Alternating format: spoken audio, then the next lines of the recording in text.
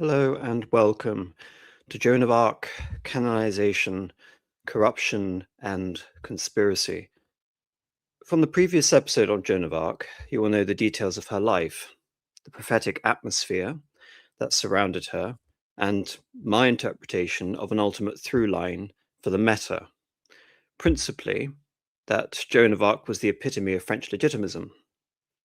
By that, I mean the just cause of the male line Capetian kings.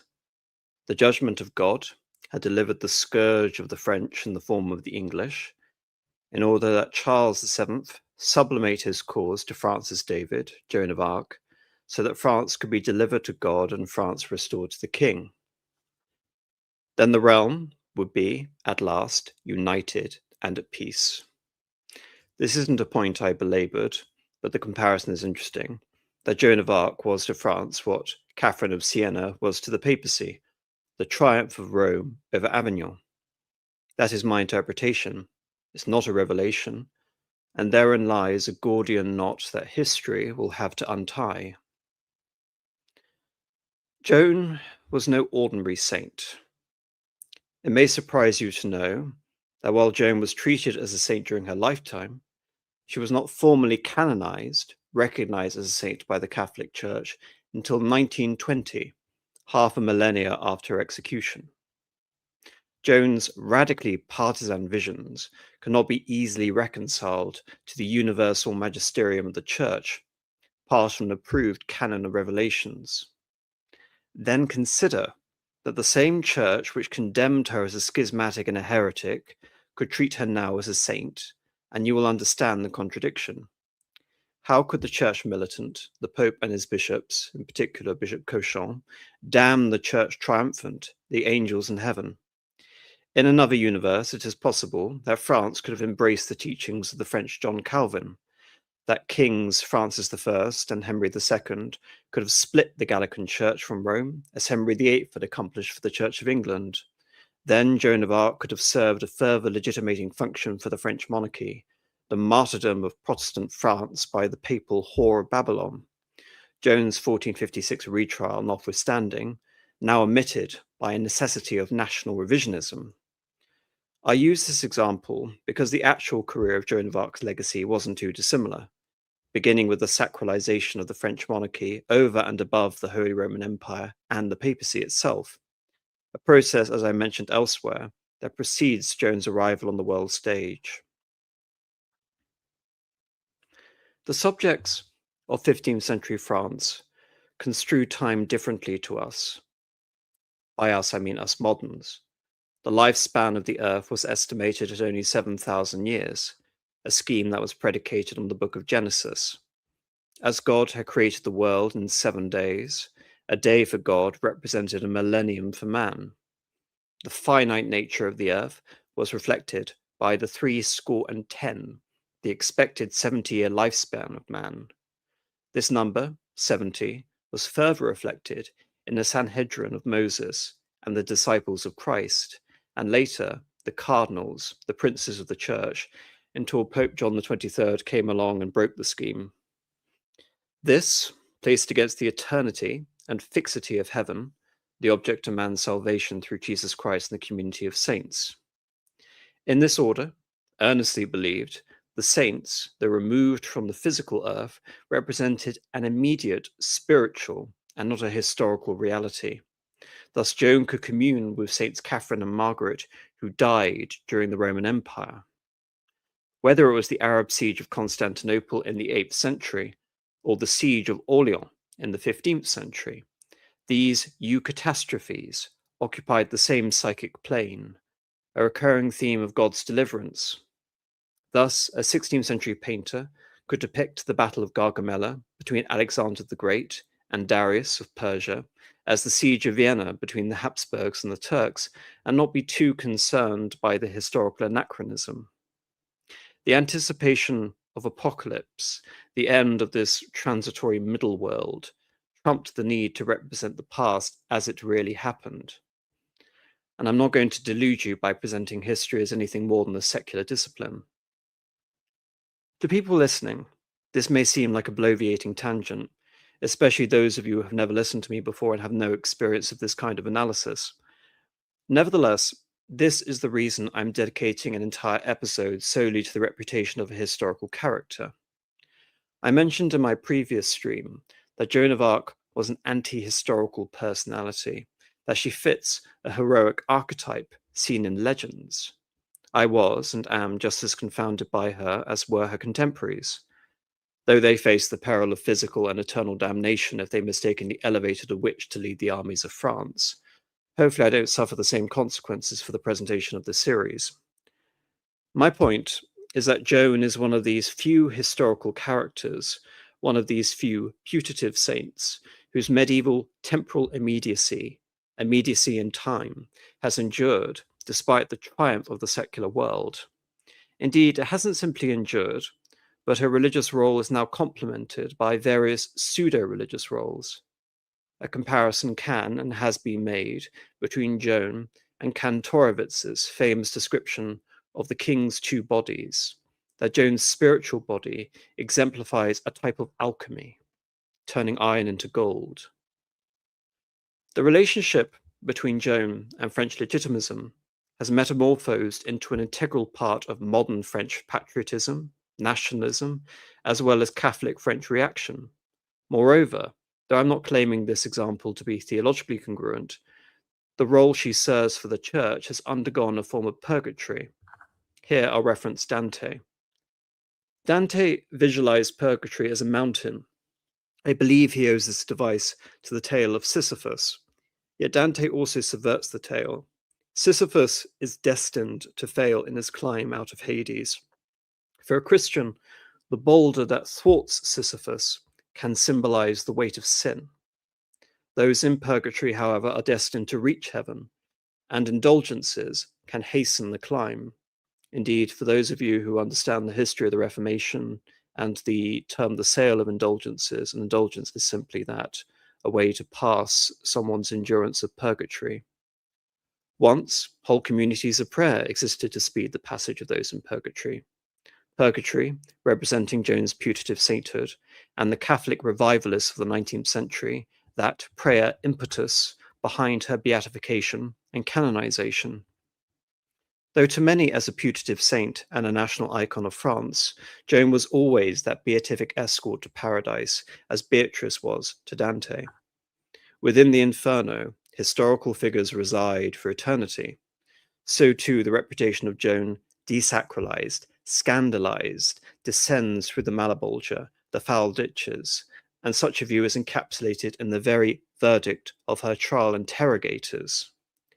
Let her be pronounced and declared a sorceress, diviner, false prophetess, conjurer of evil spirits, superstitious, entangled in and practicing the magical arts, evil thinking in the Catholic faith, schismatic, doubting and misled, sacrilegious, idolatrous, apostate from the faith, evil speaking and maleficent, blaspheming God and his saints, scandalous, seditious, a disturber of peace and an obstacle to it, inciting wars, cruelly thirsting for human blood, and encouraging its shedding, wholly forsaking the decency and reserve of her sex, utterly without modesty, and shamelessly having taken the disgraceful clothing and state armed of men, a transgressor of divine and natural laws and ecclesiastical discipline, seductress of princes and peoples, permitting and allowing herself to be worshipped and adored in jury and contempt of God, giving her hands and garments to be kissed, usurping divine honor and adoration as a heretic. If you look at this image on the right, it's the Malebranche. And these mythological creatures are there to contain the politically corrupt and the fraudsters in the lower sections of hell. And so you can say that if we're looking at this as an allegory of reputation, the English in this case are her Malebranches. Joan is a present reality to us, and like a medieval saint. My goal is to deconstruct these the different manifestations of Joan abounding throughout this divine comedy. The verdict of Joan's 1431 trial remained the verdict of the Church for a quarter century.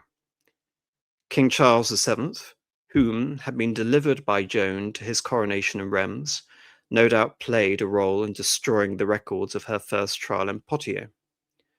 To summarize my reasoning as to why the king betrayed the Maid of Orleans, Joan had served a purpose to him, and doubts remained concerning the legitimacy of her visions, despite her trial at Poitiers, which basically said that everything was fine. And indeed, it insisted that she wear male clothing and that she could lead the armies of France. It wasn't simply a clearing of Joan's reputation, but it was a full-on endorsement of Joan's reputation at the trial of Poitiers. Joan's war strategy was completely at variance with the king's. The trial of Joan was a trial of Charles by proxy, and Joan, through her brilliant defense, acted indirectly to exonerate the cause of the king. Nevertheless, with her partisan judges and the foregone conclusion of her trial, the remainder of the Hundred Years' War was to be a political rather than the sacred affair. The impetus for Joan's retrial, while the war was still ongoing, came not from the king directly, but from William Bully, a theologian in 1450. But it wasn't until the war was over that the nullification process began, a process to seriously re-evaluate the notion that the most Christian king of France had been crowned by a heretic, and whether the church had committed an error by condemning Joan, and this for the sake of Christendom as a whole. The king himself had offered amnesty to Joan's hostile assessors, but only 3 of the survivors came forward to defend the original verdict. As to why he gave them amnesty, it was in effect to give the retrial as much legitimacy as possible, in complete opposition to what the English had done at Rouen. The retrial was thus positively predisposed to Joan from the start.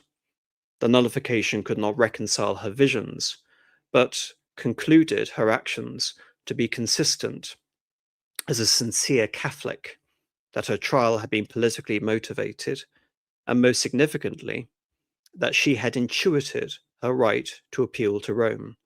But as no appeal was ever facilitated by Bishop Cauchon, her judge, it effectively acted as a form of exonerating Rome from any culpability in this miscarriage of justice.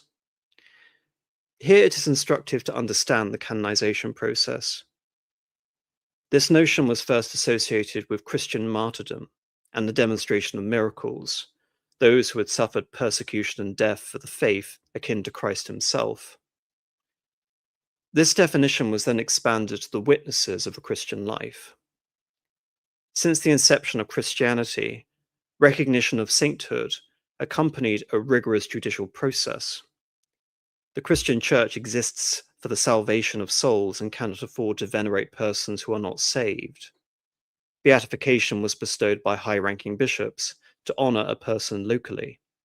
By the 11th century, recourse to papal decree was normalized, and canonization represented a person who could be venerated universally throughout Christendom with their name placed in the litany of saints. The matter could be taken even higher to a general council of the Church. In 1634, the right of canonization and beatification in the Catholic Church was restricted to the Pope. The process itself became standardized, and 3 years before the declaration of St. Joan of Arc in 1920, Pope Benedict XV promulgated his Codex of Canon Law. How the modern practice since 1983 differs to 1917 would deserve its own presentation and is not really relevant. The notion of her putative sainthood was therefore localized to the city of Orleans. No miracles were attested to her, and she could not be considered a martyr, only a victim of a miscarriage of justice.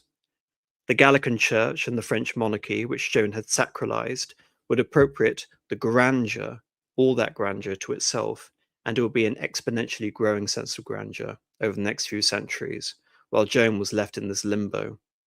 To understand, simply consider this.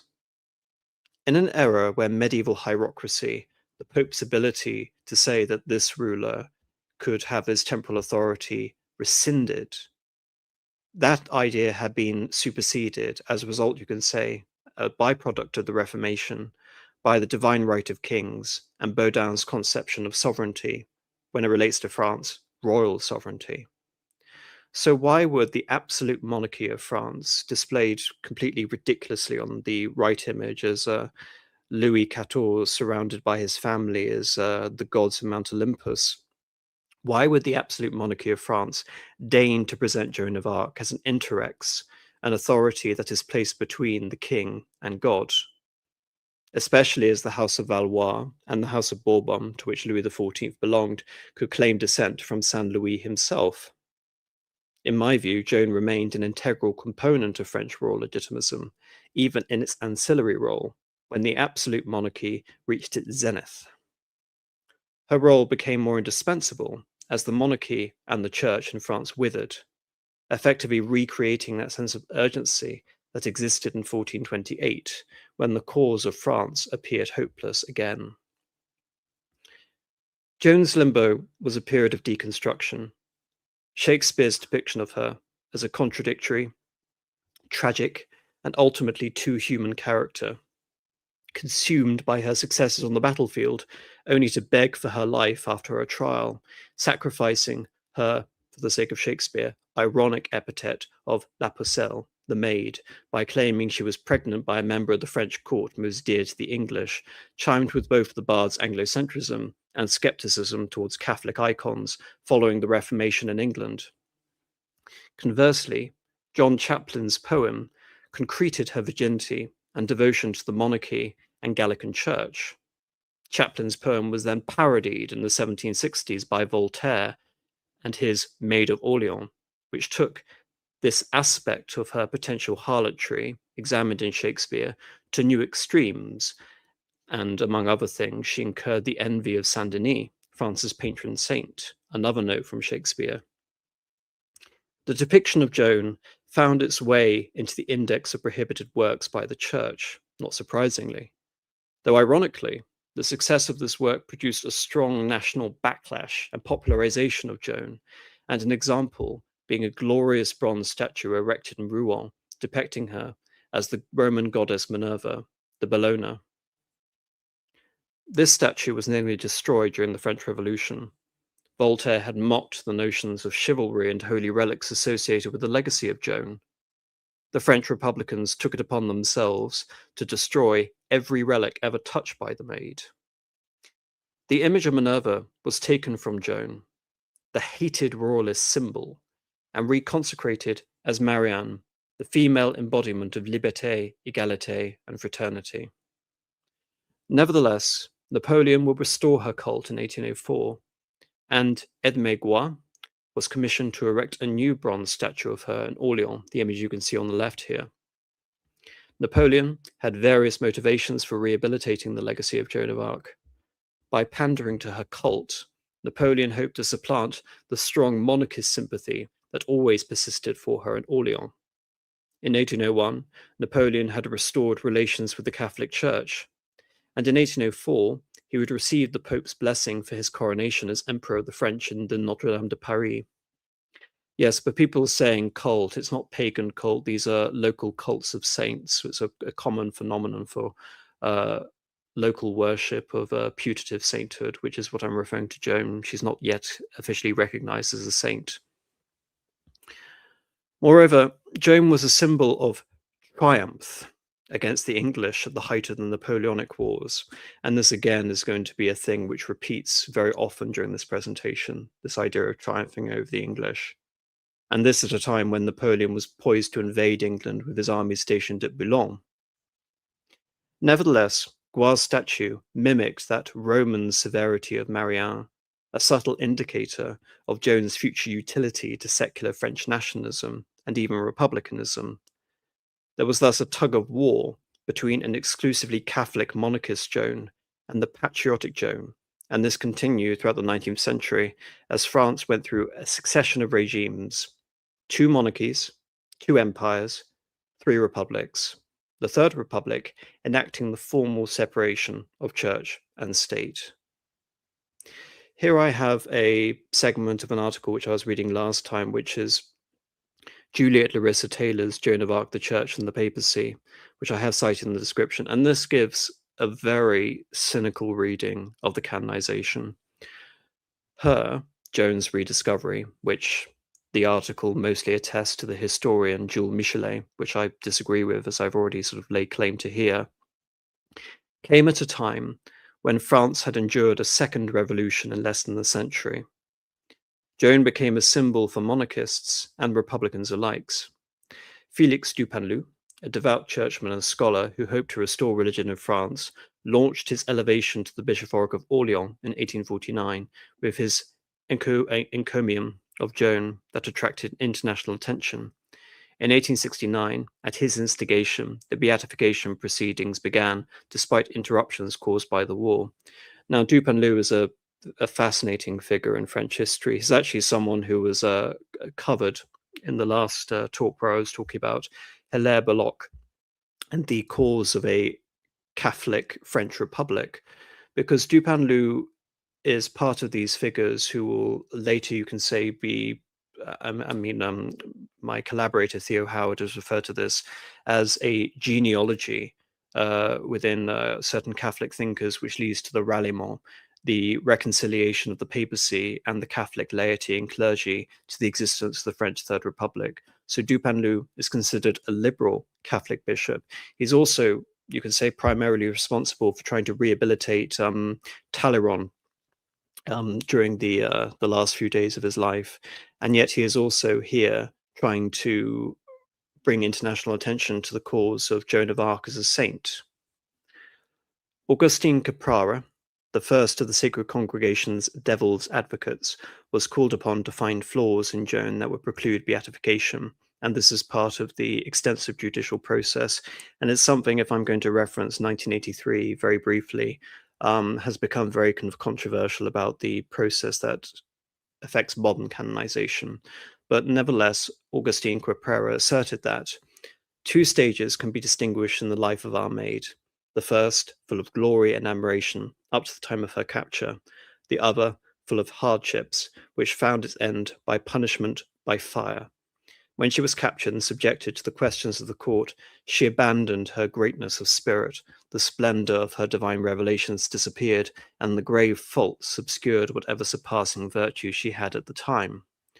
Moreover, Caprara pointed out that this praise of sanctity had come to her only in our own time, stating that she did not meet the standard criteria of displaying heroic virtue in the cause of religion, and that no miracles or occult, and by that they essentially mean a cult that could have some sort of, I don't know, proper sort of Catholic legitimation attached to it, were attested to. Instead, he emphasized that it was her military skills that impressed minds and hearts. Caprara did not suggest that Joan had been a ploy of the court, but he expressed most of the sentiments that had characterized opinions of Joan's time, not his own.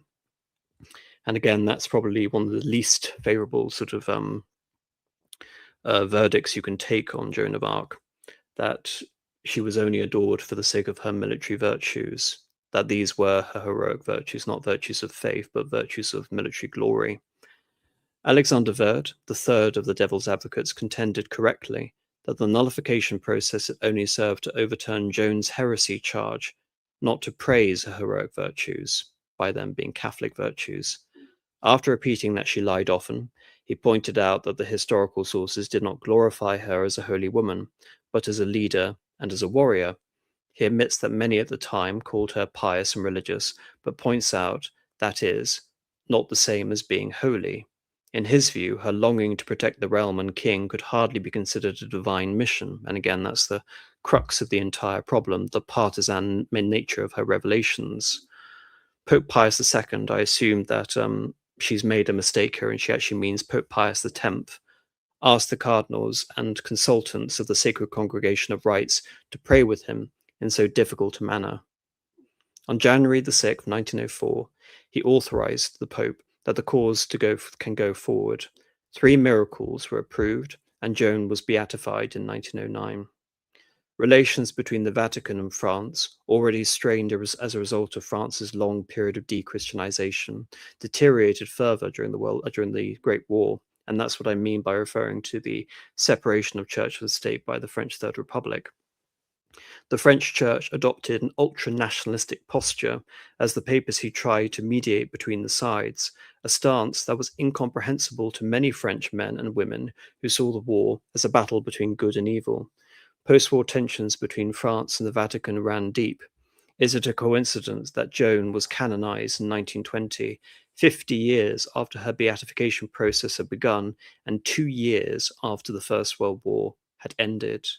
Now, this is a very, I would say, controversial and unsympathetic, non-sympathetic reading of events. The French Church's position vacillated tremendously during this period. Indeed, that was the crux of what I was talking about last week regarding the implications of the ralliement. So that can't be understated. And again, ultra-nationalistic posture, that is actually correct, and I'm going to unpack that in the next article. But again, to lump the French Church under that category again is very lopsided, especially given the fact that I've already referenced, and she has already referenced, a pivotal figure in the history of 19th century French Catholicism, Félix Dupanloup, who straddles these lines.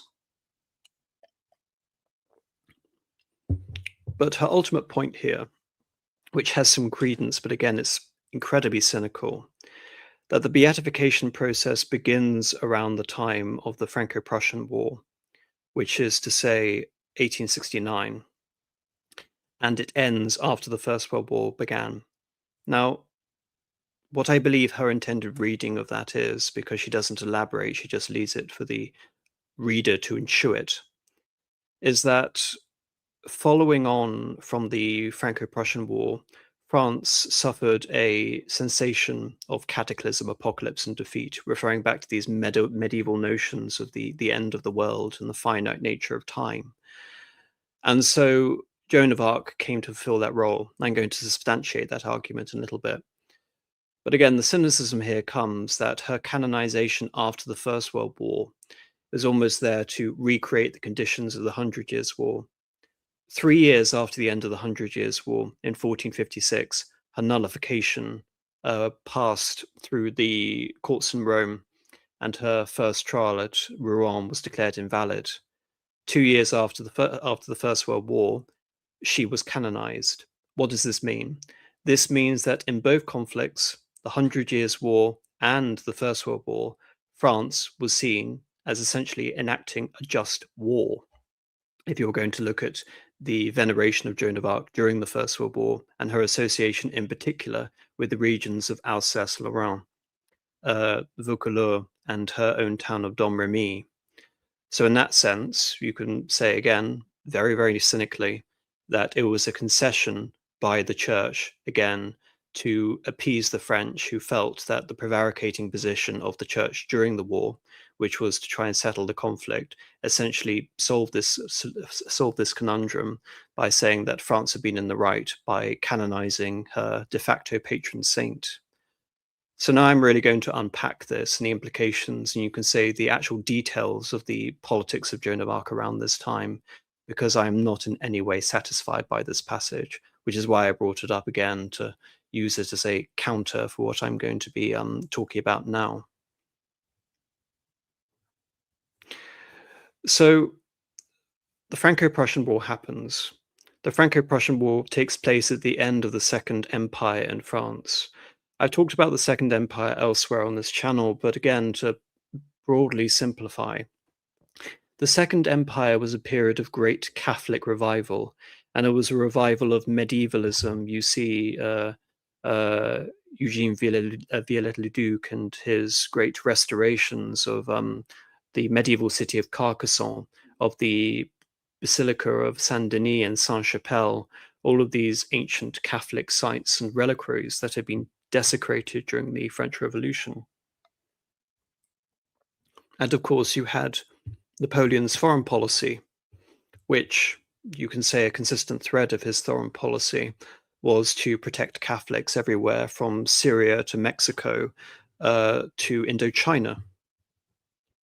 And then you have the disaster of the Franco-Prussian War and the revenge of Lorraine. This is where, if you've heard the term revanchism, it comes from this period. It's revenge. And therefore, we need to look at this whole idea of, again, I talked earlier about the notion that as the monarchy, as France, and as the church seem to wither, the necessity of a cult around Joan of Arc comes to the fore. And this is a segment from Dennis Sexsmith's The Radicalization of Joan of Arc Before and After the French Revolution, which talks about this cultural permutation following the defeat of France in the Franco-Prussian War and the loss of Lorraine. Indeed, if you recognize this image on the right, this is the cross of Lorraine. It was the Gaullist symbol. This is the Gaullist naval ensign during the Second World War, the forces of the Free French. Notice the blasphemy, though, that you take the white of the war banner of Joan of Arc, the white which became the flag of legitimate monarchy in the form of the Bourbon ensign, and then you refashion it in the form of the tricolore. Again, the to and fro, the tug of war between French patriotism and Catholic reaction, so to speak. But this is the article. A flood of images swept through France in the 1880s and 1890s and spread abroad after the turn of the century. Again, many of these began as veiled war monuments. How does one celebrate a defeat?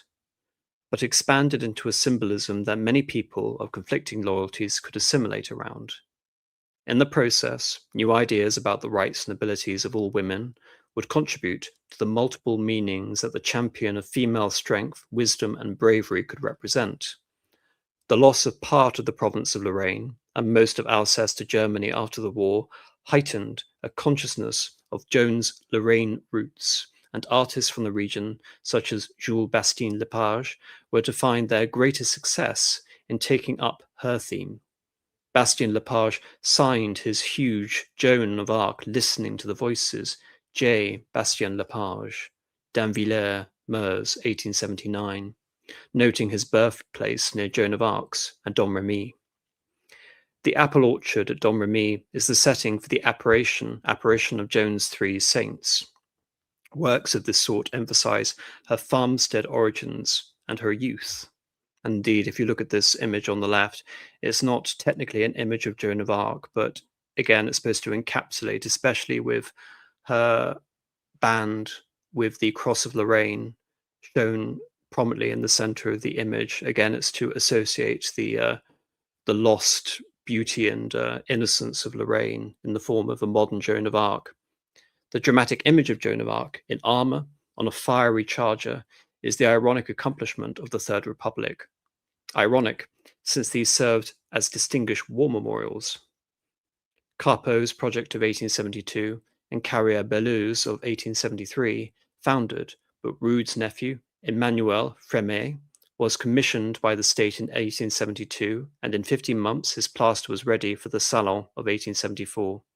In the same year, a gilt bronze version was unveiled on the Place de Pyramide, a winding of the Rue de Rivoli, just west of the Louvre. Magnificent as this work is, this is the image on the right, Frémier eventually agreed with his critics that the figure of Joan was herself a bit too small. He produced a revised plaster for the Salon des Artistes Françaises of 1889, in which her figure, standing in the stirrups, is 5 inches taller. When roadwork led to the dismantling of the original, Frémier himself paid to replace the effigy with the enlarged version, which was reinstalled in 1899, and that is the image. No equestrian statue of Joan of Arc has been replicated more often or in more countries. And this essentially is the image that has been inherited by us in terms of popular memory and would later become the subject of so many paintings, Frémier's image. So take this, and there is a political corollary to this, which is the white flag crisis. I have an entire stream dedicated to the white flag crisis, and again, it's something that seldom is ever mentioned in mainstream historical discourse because it's a great nothing. It didn't happen. The monarchy of France under the Comte de Chambord was not restored, so it's simply seen as a bizarre anecdote, effectively, in terms of the formation of the secular French Third Republic. But again, that is a pivotal moment, I believe, for the cult of Joan of Arc and her becoming disassociated with the cause of monarchy, because the year 1873, where all of these forces seemed again alive, you had the process of canonization, which had begun a few years earlier in 1869. You had the loss of the Franco-Prussian War to the new Empire of Germany, which was proclaimed in the Hall of Mirrors in Versailles. You have the loss of the region of part of Lorraine, which is the home region of Joan of Arc herself, and you have the white flag being the banner of Joan of Arc herself. So all of these things seem to coalesce around the figure of Comte de Chambord, but because he would not accept the tricolour as the banner of France, he had to accept the banner of Joan of Arc. Patrice MacMahon, the president and the head of the army, could not promise the allegiance of the army, who had fought so many victories under the banner of the tricolour, to commit themselves to the regime of the white flag under the Comte de Chambord. He was completely unrelenting and stubborn in this posture, would not accept the crown of France, and so the monarchy effectively ended there with a whimper. And then you have the law of the expulsions of the royal houses for the Republic, which not only removes the mainline Capetian families, but also the members of the Orleans and Bonapartist families as well. So now we move on from the monarchist phase of the veneration of Joan of Arc into what I've referred to earlier as Catholic reaction. And here is a very good article from Martha Hanna, Iconology and Ideology, Images of Joan of Arc in the Idiom of the Action Française, which I have various segments from. But I think to anyone who's very much invested in this topic, I would go onto the citation and read the entire article, because all of it is very interesting. As adversaries of the Third Republic, which has now achieved its great victory over monarchism in France and has achieved the separation of church and state, and has essentially been able to engineer being on the right side of the great cause célèbre of the 1890s, which is the Dreyfus Affair, which basically pit Catholics and secularists against each other. As adversaries of the Third Republic, the men of the Action Française attempted to create an alternative political idiom to that of republicanism. And within that alternative idiom, Joan of Arc played a significant role. While Marianne served as the standard bearer of republicanism, Joan of Arc became, as a result of the conscious efforts of Action Française, the icon of integral nationalism. Integral nationalism is effectively a political system where the Catholic Church is integrated within a national sovereign community, that being France. If I'm going to be perfectly honest, integralism, as much as it's been expounded upon in the 20th century, is a rather nebulous concept. It could be so widely applied, but if you can sort of visualize it in terms of the trajectory of French history, Napoleon's Concordat of 1802-1801, you could technically see as an aspect of integral nationalism. Napoleon's government essentially being again, emperor of the French, a national system of France, rather than representing that the monarchy essentially is possessor of the kingdom of the French. You can almost say that the monarchy, the Gallican Church, is part of this whole idea of an integral nationalism, albeit again, these terms applied retroactively are rather anachronistic. But if you have these various examples in your head, the whole notion of wedding political authority with the authority of the Catholic Church in France, you begin to try and understand what Action Française represented and how increasingly anachronistic they looked in the secular French Republic. Conscientiously, the royalists commemorated her birthday, Joan of Arc's, by congregating around her statue at the Place Augustin and parading from there to the statue at the Place des Pyramides, so the same statue I've referenced here by Fremier. By celebrating annually the Fête de Joan of Arc, the Action Française created a royalist alternative to Bastille Day. By rallying around her statues, it expressed its contempt for a regime that chose instead to honor Marianne. And again, I'm not simply talking about this from the point of view of royalism or Catholicism, but I think I will never understand, as much as I study French history, how one can celebrate Bastille Day, because it is not the beginning of the French Revolution. It is the beginning of French revolutionary violence that Bastille represents.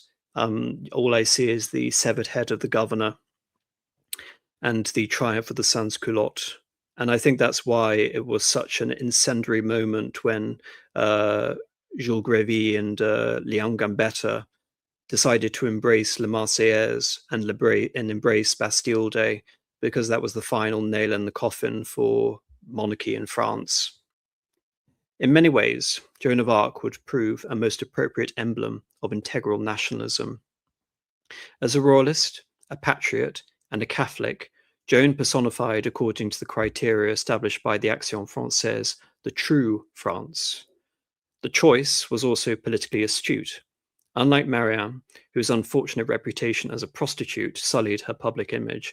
Now it's interesting reading the footnote. Apparently this is part of the various sources and inspirations behind the figure of Marianne, which I hadn't encountered before.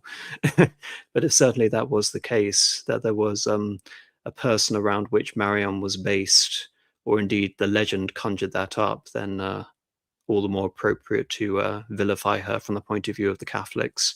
The Maid of Orleans was, according to popular legend, a girl of unimpeachable virtue, La Pucelle, the maid.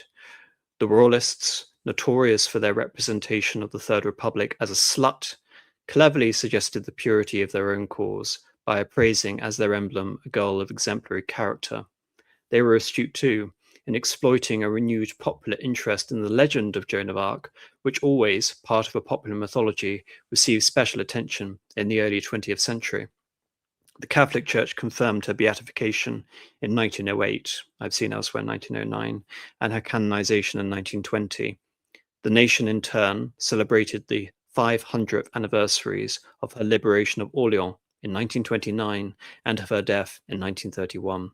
Thus, between 1908 and 1931, France, especially Catholic France, honoured both the spiritual and political achievements of Joan of Arc. It was in this period, too, that Action Française repeatedly adapted the remarkably pliable legend of Joan of Arc for its own purposes. And again, I've gone into the various reasons as to why her character is so remarkably pliable.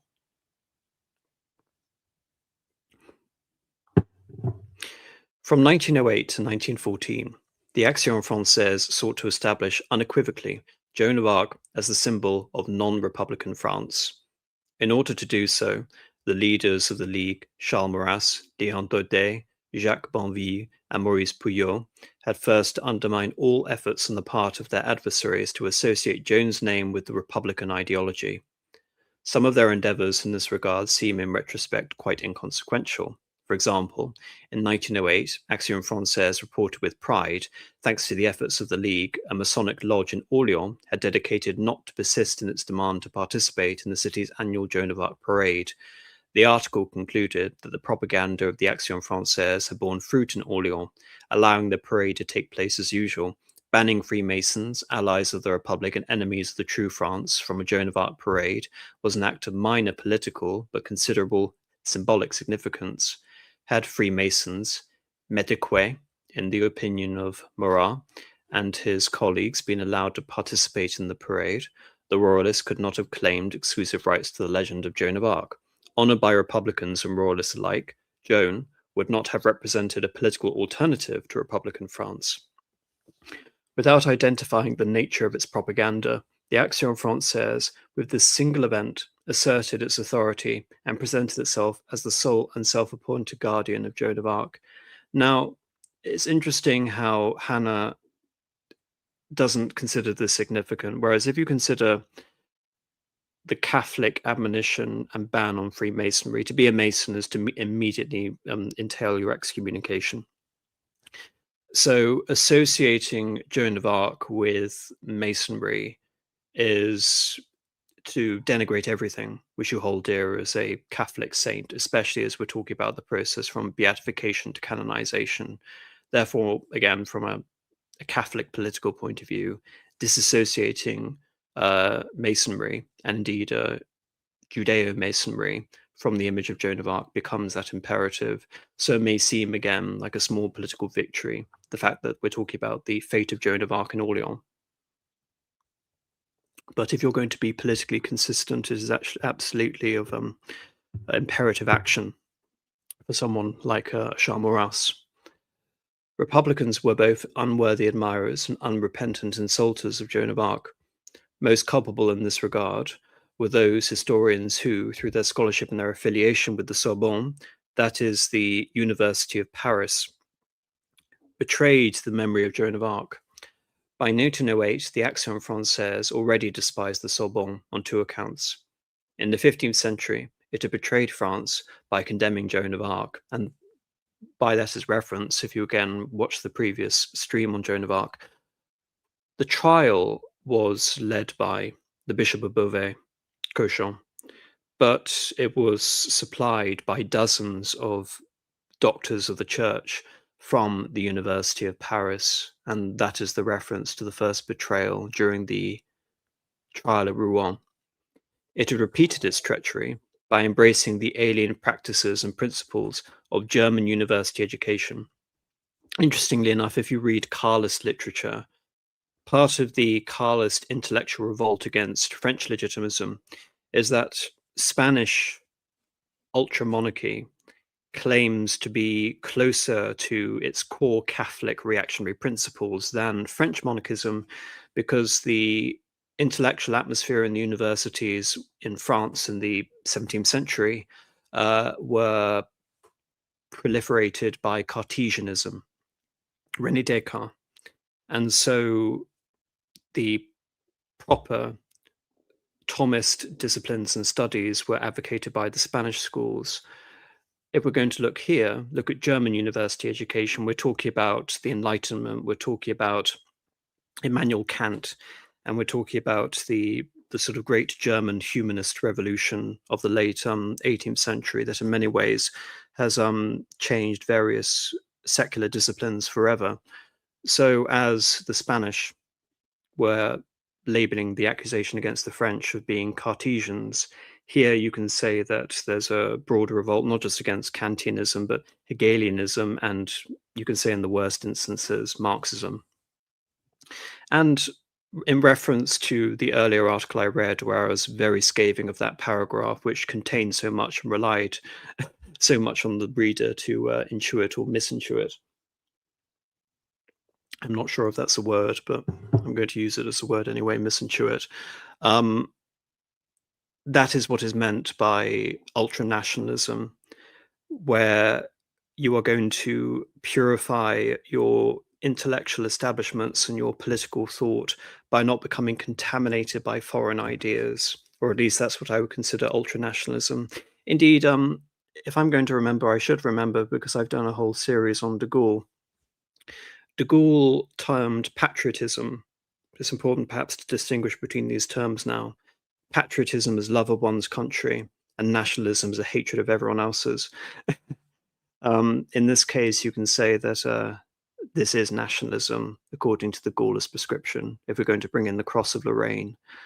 For the Action Française, the Sorbonne's enthusiastic imitation of the German universities constituted, especially after 1870, intellectual treason.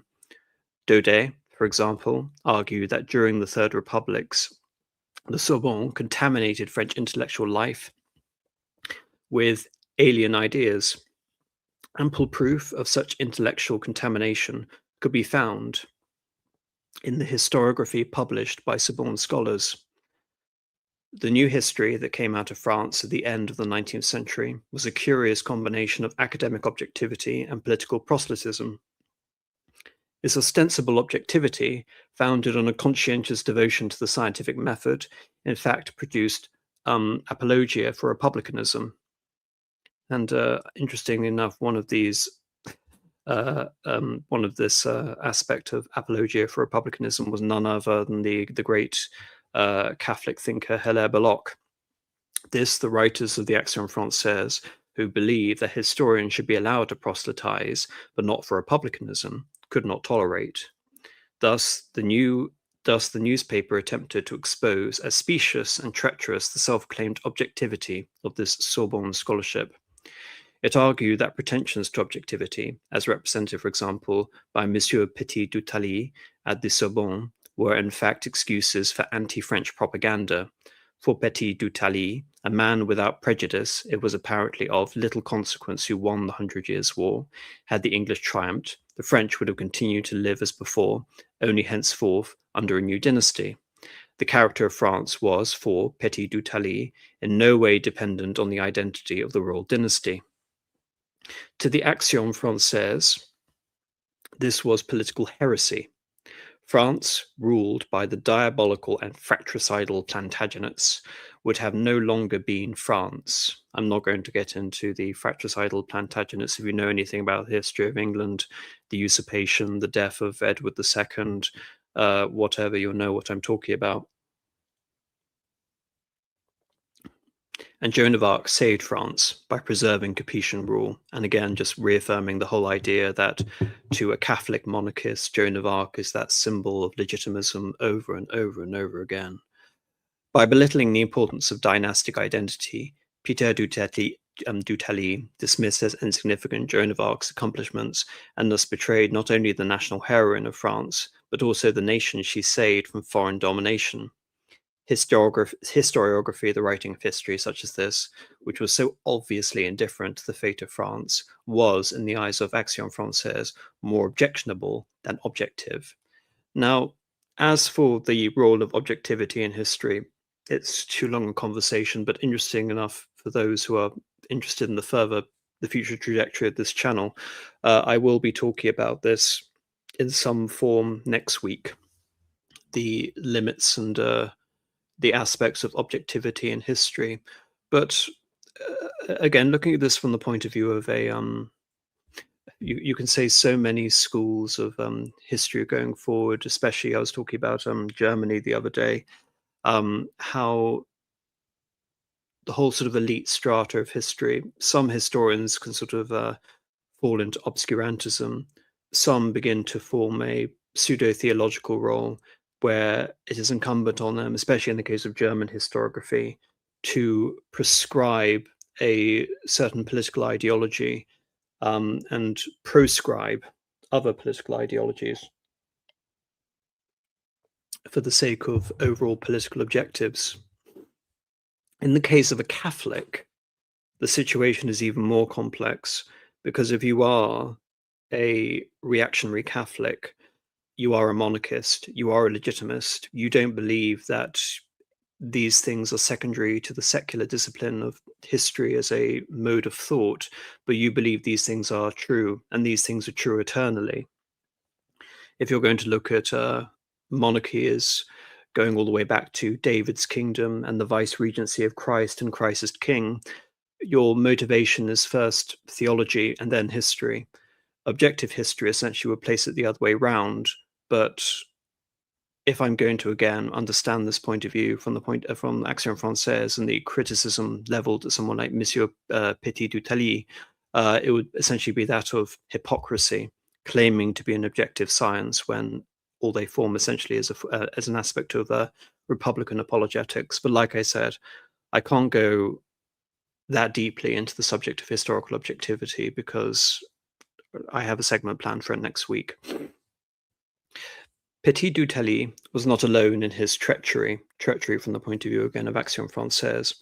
With the publication in 1908 of The Life of Joan of Arc, Anatole France denigrated Joan's character and disparaged her heroism.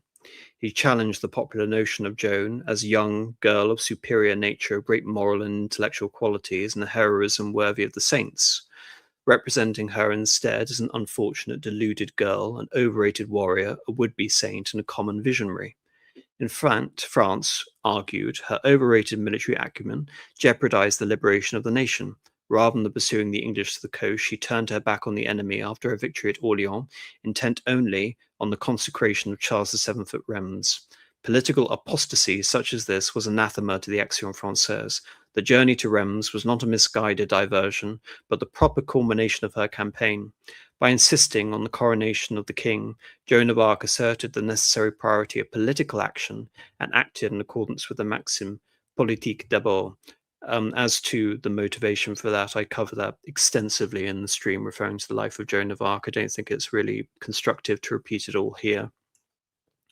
The Action Française charged that Anatole France compounded his calumny by altering, adding to, and omitting important texts. All historians will accuse each other of that.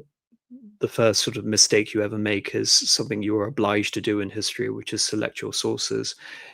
Indeed, like the infamous Cour de Cassation, France altered texts in Anatole, France, altered texts in favor of his friend, Cauchon, the Bishop of Beauvais, just as the Cour had altered texts in favor of the traitor Dreyfus. Again, it's this commingling association. I want to come back to the argument I made earlier about the presentism associated with Joan of Arc and how her medieval temporal immediacy just seems to permeate her entire reputation, because for the politics of France in the early 20th century, all of these were indicative of the same thing, whether it be the Dreyfus affair or the trial of Rouen. They represented this act of treason against the nation and a crime against God. With the allusion to contemporary politics, the literary critic of Action Française implied a great deal more than he chose to express directly. What he said was that both Anatole France and the Cour de Cassation dishonestly manipulated evidence in order to defend the betrayers of France. What he suggested was considerably more complex. He implies, first of all, a circularity to history, thus undermining the arguments in favor of the progress of history. Indeed, I don't need to tell many of you that cyclical history has become very in vogue as a term. As to how I'm enamored with that term, again, is another very complex question that'll act as too much of a detour for this conversation. Treachery permeated by admirers of foreign nations repeatedly threatened the integrity of France. Any attempts to exonerate traitors, be they Cauchon, Dreyfus, or the Cour de Cassation, necessarily rested on deceit. Neither the verdict of Cauchon and his university colleagues nor that of the Cour de Cassation could be defended honestly. Had the truth been allowed to stand, Joan of Arc would not have been condemned, nor Dreyfus pardoned. Moreover, by denigrating Joan of Arc as a Dreyfusard, defending the Cour de Cassation, Anatole France repeated twice over the treachery of the earlier day academics. He sullied his reputation of the true heroes of France, Joan of Arc and the French army, and jeopardized the security of the nation. Whether in the 15th or the 20th century, the French military suffered at the hands of French academics. Thus, by alluding to the Cour de Cassation in a review of Anatole's France, The Life of Joan of Arc, the Action Française critic accomplished three things. He discredited Anatole France's historical judgment, he denied modern faith in historical progress, and he disguised his literary criticism yet another Action Française attack on Dreyfusards. By allusion and implication, the trial and condemnation of Joan of Arc became a historical parable, suggesting the contemporary betrayal of France by individuals and particularly academics in the service of foreigners. Now, again, this is where it becomes so. I referenced the Gordian knot at the beginning, and this is the Gordian knot. Have you seen the issue here, which is that I talk about the exponential grandeur of the Gallican Church.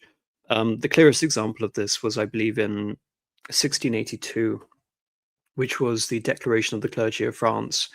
Had Louis XIV been successful in all his wars going forward for the next 30 years of his reign, it's very possible that he could have become Holy Roman Emperor. And he could have supplanted the religious authority of the Pope. Nevertheless, that didn't occur because he was subject to several wars of European coalition wars, and that didn't take place. But the cause of Joan of Arc has become a national cause, and that has corrupted her. If she is a Catholic saint, then all of these allusions to, say, for example, the whole purpose of the Dreyfus affair is that Alfred Dreyfus was ostensibly a German Jewish spy. And so people who were anti-Dreyfusards, essentially you can say whether Dreyfus was innocent or not is a separate question, but from the point of view of the Dreyfus affair, the Dreyfusards essentially believed that there was a great miscarriage of justice, and they tended to associate with the secularists in the Republic, whereas the anti-Dreyfusards associated with the there's a great sort of general in the 1880s called Boulanger, this populist sort of nationalist figure general. These were the sort of later Boulangists, and they were great nationalists, and of course many of them were also Catholics.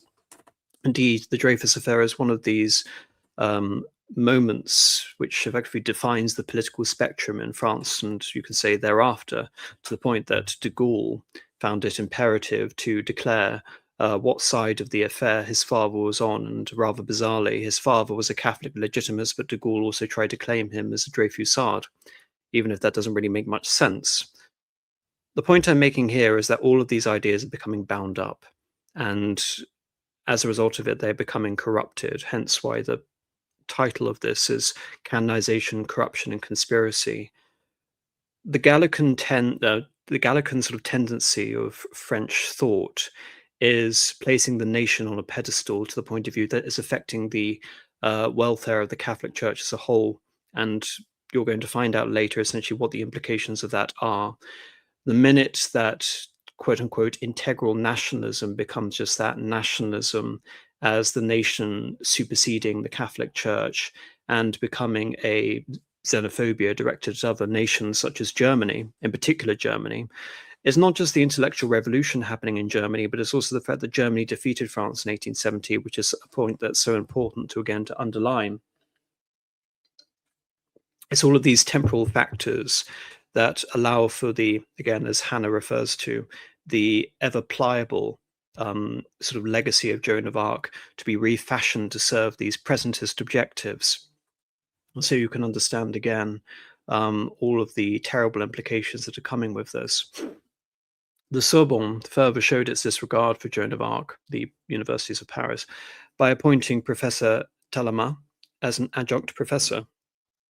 Talleyrand, the bête noire of the Action Française, because of his well-known contempt for the popular cult of Joan of Arc, attempted in the winter of 1908-1909 to present a course on pedagogy to students at the Sorbonne.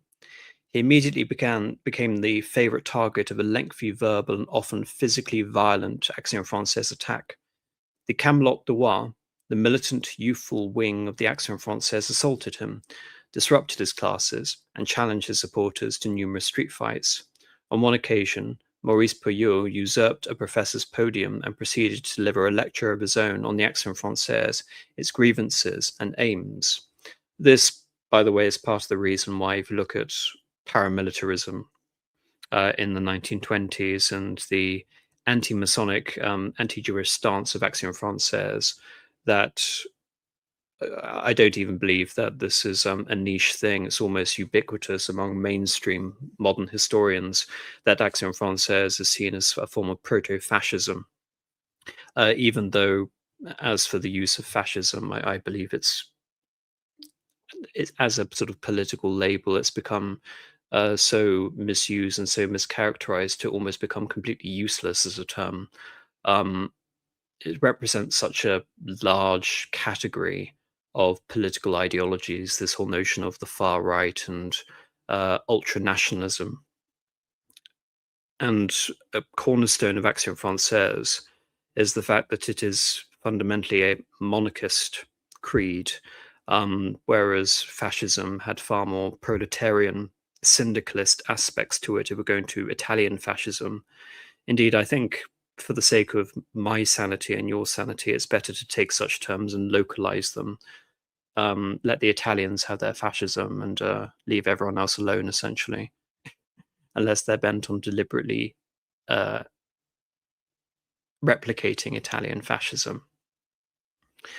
But Pouillout's lecture was more than just another Action Française stunt. In important ways, it revealed how the movement used Joan of Arc to discredit supporters of the Republic, such as Telebas and the Sorbonne, and to defend the principles and practices of the integral nationalism. In defense of his own disruptive and disorderly behavior, Pouillot stressed how similar 15th and 20th century France were. It was an epoch like our own. Civil discord brought about rule by foreigners.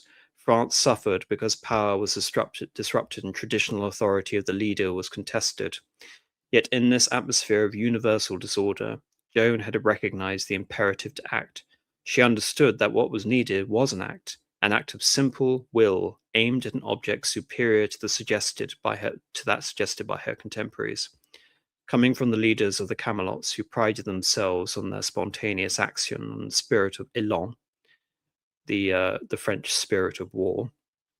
Although élan has a sort of pedigree as a word that expands much beyond then. This interpretation was significant. Puyo himself had seized the podium by an act of simple will and had proceeded to discuss a truth superior to that suggested by contemporaries. His interpretation of the life of Joan of Arc was therefore as much justification of a current action as an expression of a historical truth. Again, reference Camelot du Roi, the Camelots of the King. Arthurian legend is bleeding into the veneration of Joan of Arc as a saint. You can almost say that Joan of Arc here has been considered a sentinel of the Arthurian legends.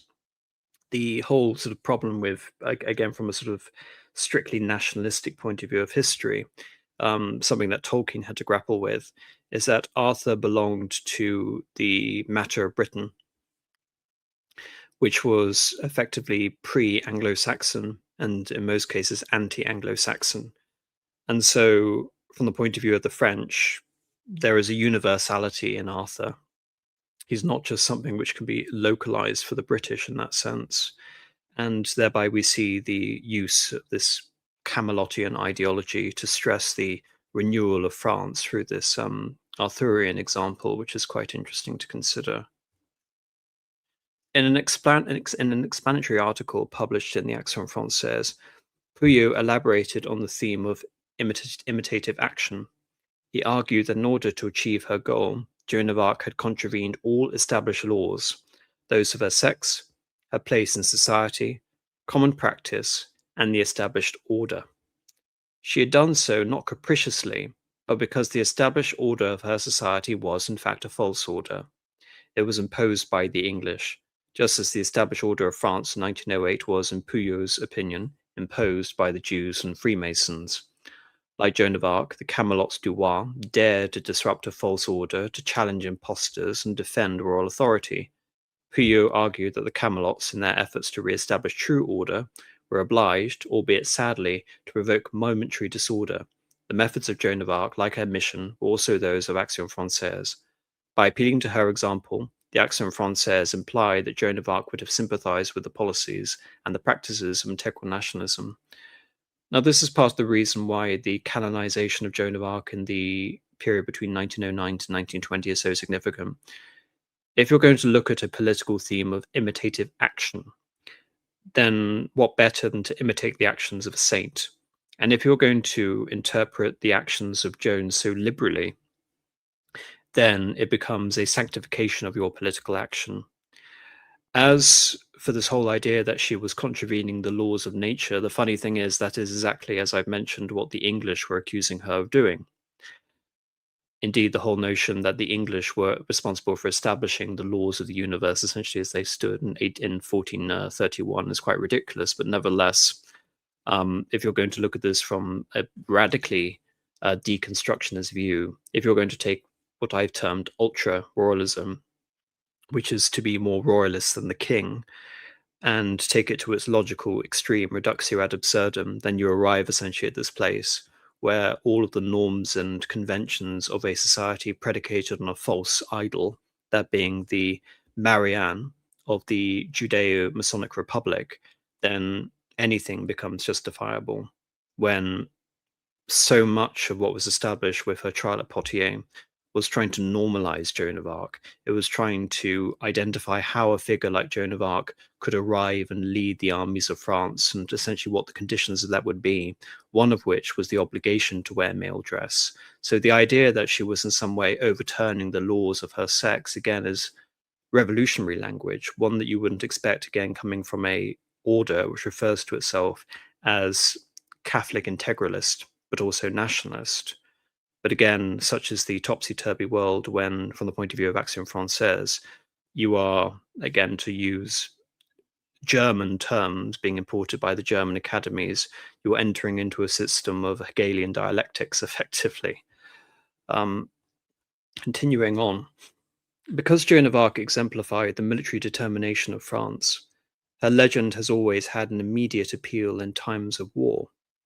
In the Second World War, when French military determination proved unequal to the task, that's a very kind way of saying that France was completely and utterly defeated. When French military determination proved unequal to the task, she came to represent resistance to foreign oppressors. In the previous war, her example inspired French men and women to be resolute and intent on victory, anxious to defend both the war effort and its own participation in the Union Sacrée, the Sacred Union. The Action Française temporarily abandoned its diatribe against the Republic, its anti-republican rhetoric, and its adversarial posture for the duration of the war. But the disorders of the League portrayed Joan not as a royalist insurrectionist, but as an inspiration for national reconciliation. Again, this is a point I brought up. So now we're getting to the situation of the First World War and the point of how, again, if you're looking at this again from the point of view of a nationalist perspective, it shouldn't surprise anyone that when the nation is under attack, there's a modern sort of commentary on this. They refer to it as the rally round the flag effect. But if the Republic, even if the Republic represents an antithesis, it is still France. And the cause of loyalty to France, by extension, means loyalty to a political system that would seem anathema to everything you believe. And so that is the position that the French nationalists, as part of Action Française, found themselves in. As for how Joan of Arc could be an inspiration for national reconciliation, I've already referenced the example between her and the Bretons in my previous lecture. Her trying to unite the various factions within France, her trying to compel the Duke of Burgundy, Philip the Good, back into a state of allegiance with the French king. I want to correct a mistake I did in that presentation. I refer to it as the Peace of Amiens. It wasn't the Peace of Amiens, it was the Peace of Arras. And the Peace of Arras, which allowed for the reconciliation between the Duke of Burgundy and King Charles of France, effectively undid the Treaty of Troyes, which, again, if we're looking at this from the point of view of history, just circulating as the present moment within the mind of these Catholic nationalists, then the Treaty of Troyes, which surrendered the succession rights of the Dauphin Charles to Henry VI, the son of Henry V of England, would be that great act of legal and political betrayal, the ultimate travesty committed against the nation.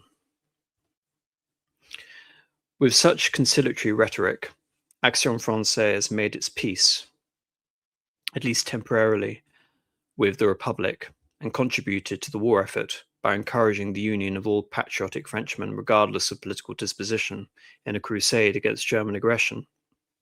In these endeavours, Joan of Arc played a significant role. For the duration of the war, the Action Française neither represented itself as the exclusive heir to the legacy of Joan of Arc, nor symbolised her as the emblem of an alternative France. In its practices and its propaganda, integral nationalism relinquished its adversarial role.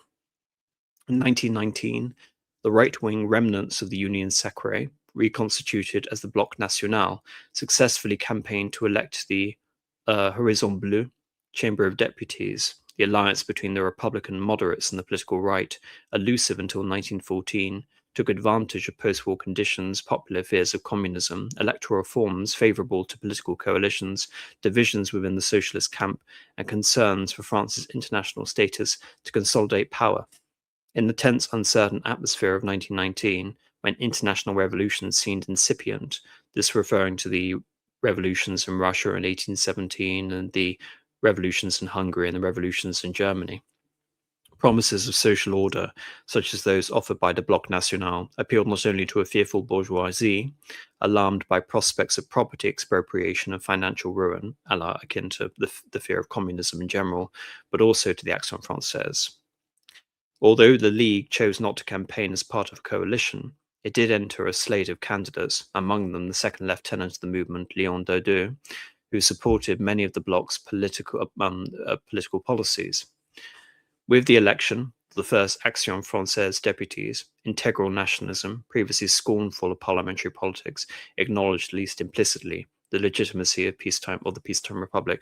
Again, in terms of many manifestations of integral nationalism, Partisanship, again, is one of these things which is completely contrary to the integrated nation, everything in service of the nation, and by extension, the Catholic Church being integrated into the structure of the nation. This has manifested in various instances as corporatism. If you're going to look to, say, for example, a successful example of corporatism, I would look to the government of Antonio Salazar in the 1930s. You can also look to the Nacionals and the national movement of Franco in the Spanish Civil War as another example of allowing all the conducive factions, these effectively being the right-wing factions, to coalesce around the national leadership. In France, of course, Action Française was, to put it mildly, so removed from the possibility of actually seizing power during this period that you can say these concessions, again, from a political point of view, seem necessary, but ideologically they're completely sort of subversive to the movement. And indeed, if you're going to look at this from the point of view of monarchism, building all these coalitions together and superseding factionalism, arriving at the true France, or say what the Phalangists refer to as the supreme reality of Spain. Party politics is the anathema to that. It's something, again, that Hilaire Belloc recognized when he was talking about the party system, having participated in it in England. But the Action Française feared the revival of Germany and the international humiliation of France as much as it loathed communism. As a result, it reacted with scorn, hostility, and contempt whenever French statesmen failed to win those international concessions deemed essential for the nation's security. Between 1919 and 1926, therefore, the Action Française cancelled obedience to the Republic in some instances, while it encouraged active opposition in others. And this, again, is a consistent policy. If you're going to look at Gallican nationalism triumphing over the Teutonic hordes in Germany, the sort of basis of that was not only the restoration of Alsace-Lorraine, but being able to demilitarize the Rhineland, and perhaps even the possibility of severing the Rhineland from Germany, if not directly annexing at least parts of it, which they attempted to do with the Saarland, the French. But consider again that Alsace and Lorraine had been severed from France in 1871, and the whole sort of purpose of national renewal focused on the restoration of these, the lost provinces of Alsace-Lorraine. And again, you can understand that the centrality of Lorraine in the conflict, Alsace and Lorraine being the paramount demand to the French during the war, why Joan of Arc again would prefigure so strongly within this whole idea of the union sacrée, the union of all these forces around the anathema, which was the Republic, to the Action Française. Having found Joan of Arc an adaptable, pliable political symbol, the Action Française did not hesitate to enlist her in its post-war campaign against anarchy and communist insurrection. In 1920, she was particularly popular as a national heroine. Not only did the Vatican confirm her canonization, but the Republic approved at last a national holiday in her honor. Action Française welcomed the Republic's initiative in this regard, even though it meant relinquishing once again its own exclusive claim to her legacy. Throughout the 1920s, the newspaper represented Joan as an inspiration to national unity and order. In May, it encouraged all good Frenchmen without distinctions of faith, opinion, or party to participate in the first Joan of Arc parade, to be officially endorsed and sponsored by the French government. Post-war France should see in Joan of Arc a symbol of victory, order, and vitality. Joan of Arc is a rebirth. She is the fertile peace after a cruel war. She is the motherland once again taking charge of its destiny, which was threatened for such a long time. She is the eternal youth of our people, who after heroism produced work, after death bring forth life. A little point, because I'm sure someone in the comments is going to mention it. The vast section of Lorraine and Alsace is actually a historical anachronism if you're going to draw serious links with Joan of Arc, because Domremy Vauquelin was on the extreme border of the French kingdom. Previously, these territories hadn't been part of France at all, but part of the Holy Roman Empire. Nevertheless, the association of the entirety of Lorraine as belonging to France was again very convenient to whip up nationalist sentiment and the spirit of Joan and Arc for the sake of the revenge against the Germans. Someone is mentioning in the chat, why use a woman to make a better martyr? She's not a martyr. That's the point I'm trying to emphasize, and why her canonization was so complicated a process. On the 29th of December 1926, the Vatican condemned the Action Française as injurious to the faith of practicing Catholics, prescribed the reading of the daily newspaper and certain other works, and forbade Catholics from any further association with the movement. Overnight, it seemed that Action Française had to contend with yet another adversary. In fact, the condemnation, devastating as it was not totally unexpected. In 1914, the Holy Office had judged 4 of Marat's books evil and deserving of censure.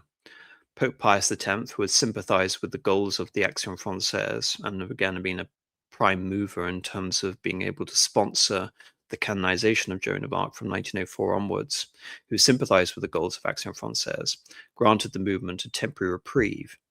However, by refusing to promulgate the condemnation decree, in 1926, his successor, Pope Pius XI, not so kindly disposed to integral nationalism, decided that the condemnation could no longer be delayed. He was disturbed by what he considered the excessive influence of the Action Française over young French Catholics and their enthusiasm for integral nationalism.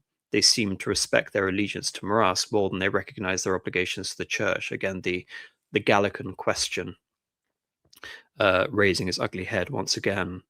And just for reference, the predecessor to Paul X was the famous Leo XIII, who was essentially the inspiration for the name of the current Pope. Leo XIII was responsible for the encyclical Rerum Novarum, but he was also responsible for the Ralliement, attempting to compel French Catholics and clergy to rally around in loyalty of the constitution of the French Third Republic, presenting it as a fait accompli. We can't go back to monarchism now. This was something that Action Française, accepted under the extreme duress of the threat of communist revolution and the rally around the flag effect of the First World War, could never accept. Pius X, of course, has given has been appropriated by the Society of St. Pius X under the disciples of Archbishop Marcel Lefebvre as essentially representing, you can say, a complete sort of rebuke of certain passages of Vatican II, in particular Nostra Aetate and Dignitas Humani.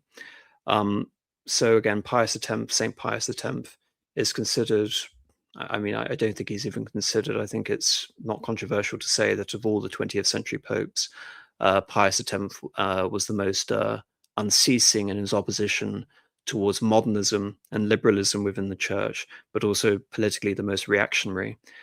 Leo XIII and Pius XI are much more complicated in terms of being able to understand their disposition towards right-wing political movements. So in the same year that Pius XI was essentially decreeing that Gallicanism exhibited by the cult around Charles Maurras was a problem for the church in general, we're seeing the ground being laid for the Lateran Treaty, which allows for the reconciliation between Mussolini and fascism in general with the Catholic Church.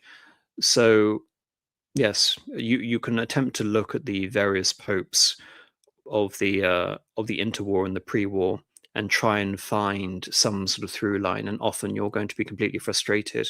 Indeed, it's fair to say that if you're going to look at the example of Leo XIII, that he wasn't responsible for the Ralliement. It was his Cardinal Secretary of State, and once considered almost certain to be his successor Pope, Cardinal Rampolla. And seeing the effects of the Ralliement, Leo XIII essentially had immense regret for the implications of that. So the relationship between the right in Catholic politics within France and the papacy, again, is very unclear. But you can again look to further examples of this. Look to Louis XIV and his declaration of the clergy of France, and how the popes would routinely ally with the French kings or ally in opposition to them, depending on the political situation at the time. This may seem like essentially a complete and utter delegitimation of Catholic integral nationalism has been referred to here, but the situation as ever is even more complicated than that.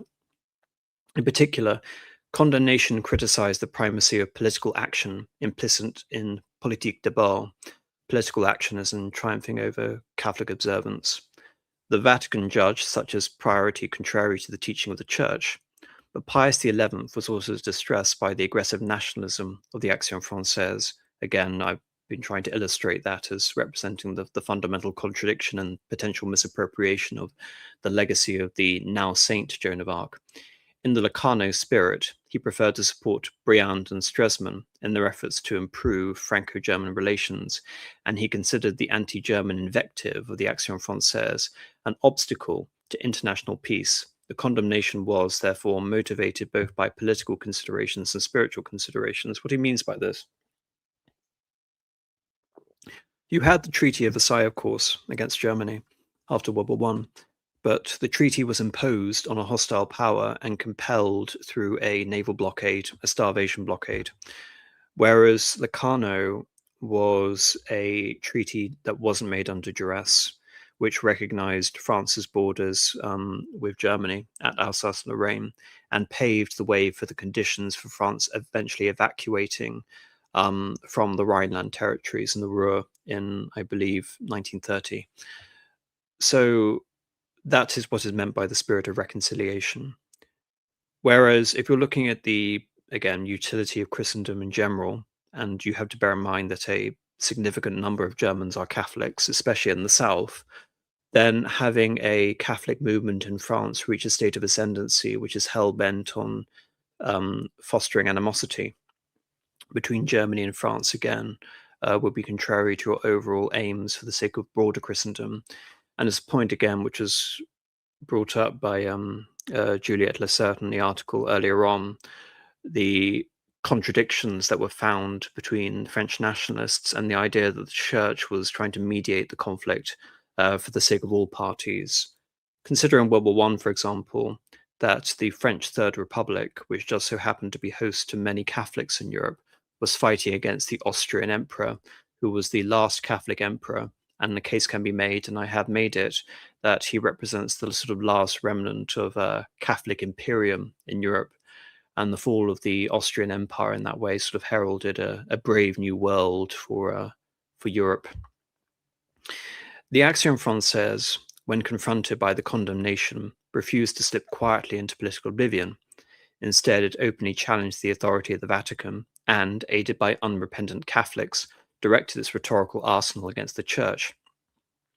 In its most audacious interpretation, the Action Française between 1927 and 31 represented Joan of Arc as an allegorical figure of innocence betrayed.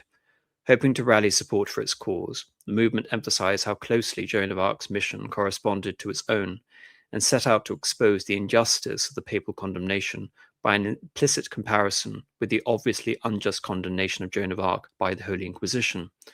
The two most important works in this endeavor were Georges Bernanon's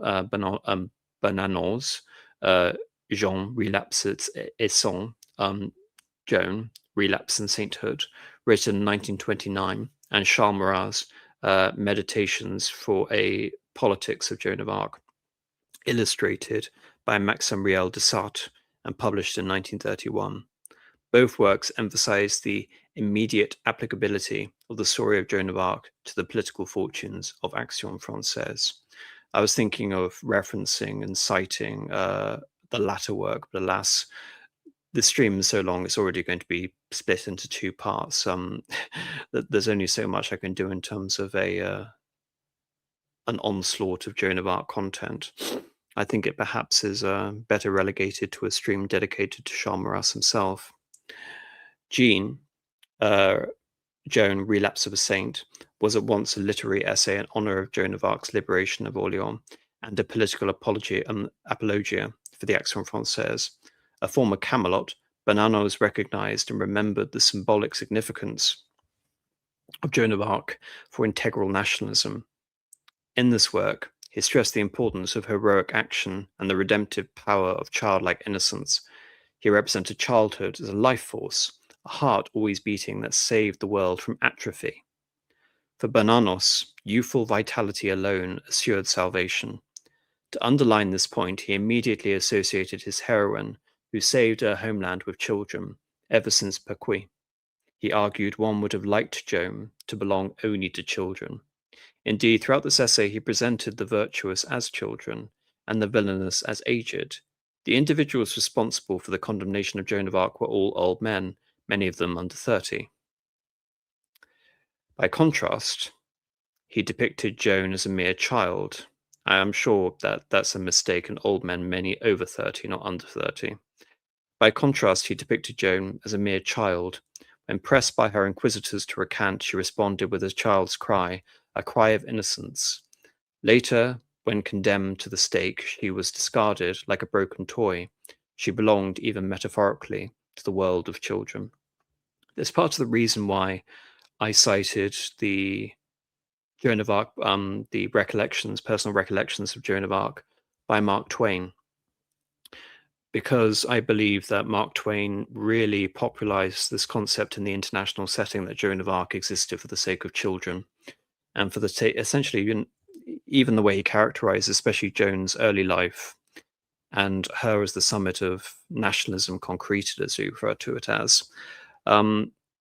Joan is that sainted example before her formal sainthood. It essentially reads like a children's story, albeit its prose is rather brilliant to behold. But again, it's not just Mark Twain, it's an entire universe of literature which associates Joan as this great literary heroine. And of course, that's the purpose of sainthood. It's not just simply looking at salvation for its own sake, but again, it's to witness to the life of Christ. It's to imitate these actions, which is why looking at the political sort of raison d'etre of imitative action, to look at Joan of Arc and say, Joan has done it, therefore we need to take the sword and we need to liberate Orleans and we need to drive out our forces and reclaim the city of Rheims. You can understand how that can be, again, the logic of that carries very far. As indeed, now that she has been canonized by the church, it only underlines again the conception of the injustice which the church had brought against her through the trial of Rouen.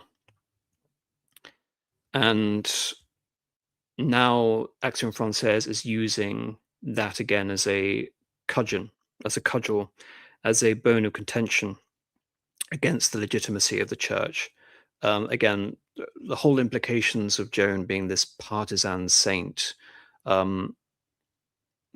why the progress towards canonization can be seen as a purgatory is all encapsulated in these ideas. I know I sound like I'm repeating myself, but it's why, again, at the beginning of this lecture, I talked about the temporal immediacy of Joan of Arc and how she has been able to exist as that icon in a secular world, representing a medieval mindset. By representing Joan of Arc as a child, Bernanos asserted her innocence by portraying her as a soldier. He acclaimed her spirit of adventure. He eagerly insisted on her enthusiasm for military life. She had loved all that a soldier's life entailed. The bivouacs, the military banners, the cavalry, and the campaigns, references to Joan's military vocation, served two purposes. Militarily, imagery suggested the sanctity was an adventure. Bernanos disdained the erudition of theologians. Their careful reasoning, after all, had condemned a saint.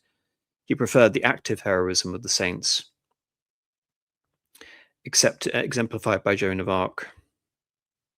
Joan had achieved sanctity by political action. Her vocation had been the political salvation of France, which she had accomplished by political ministry and heroic sacrifice. Insofar, salvation, ministry, and sacrifice were imitative of Christian action. Joan showed how political action could be fundamentally Christ-like. According to Bernanos, then Joan of Arc was both an innocent victim, condemned by a misguided church tribunal, and a heroic adventurer, intent on the salvation of France and convinced of the efficacy of virtue and political action. Now, Action Française didn't fare well over the course of the next decade, but neither did the Third Republic. The figure for the renewal and salvation of the state wasn't Charles Maurras during this period. In 1934, Philippe Pétain, the figure you see on the right, the Marechal, the victor of Verdun, one of the great heroes of the First World War for France, took up the Ministry of Education. Part of the national renewal for figures like Pétain was again emphasis on being able to inculcate a sense of civic virtue in the system of education, which is going to carry forward and lionize the portrayal of Joan of Arc as being center to the canon and textbooks during Vichy France. As to where Vichy France comes from, obviously, as been mentioned earlier, France will, in its first iteration, lose the Second World War during the Battle for France in 1940. The government of France then retires to Vichy and signs a separate peace with Germany at Compiègne. Funnily enough, the same site where Joan of Arc was captured by the Burgundians, and that delineated the area which was going to be under German occupation, namely the north and west of the country, and the rest, which was the south and the colonial empire of France under Vichy. For the Germans, the point of view obviously was to place Britain under a situation where they would be compelled to make peace and keep the French navy neutral in the event of a German invasion, i.e. Operation Sea Lion. But for the French right, it represented an opportunity. The assembly, led by figures such as Pierre Laval in Vichy, a Spartan, voted the Third Republic out of existence. There had been contingencies before when, with the expected collapse, essentially, of political order in France, again, this wasn't so much directed in terms of war, but it was directed at the aforementioned anarchists and the communists, that the French Republic, especially with those on the right, the property right of the French Republic, the economic right, were concerned essentially that there was going to be a new Paris Commune, as had emerged during the War of the during the Franco-Prussian War in 1870, 1871. And so it fell to these policymakers, these representatives of the French Republic, to vote Pétain emergency powers to refashion the French state, to basically save it. That was their logic. And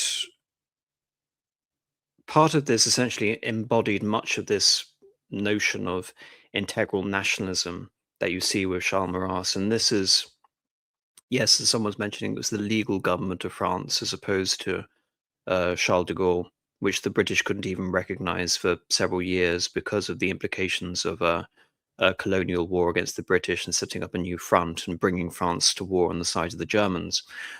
But this is an article written by Eric Jennings, Reinventing Joan, the Iconology. I've been failing to pronounce that word several times in this presentation, of Joan of Arc. The late 19th to early 20th century ultra-nationalistic branch of the French right undoubtedly inspired the apparent obsession with Joan in Vichy schoolbooks. Again, I've qualified what is meant by ultra-nationalistic, and I think if there is any legitimacy to that term, it's to perceive it in a form of extreme Gallicanism.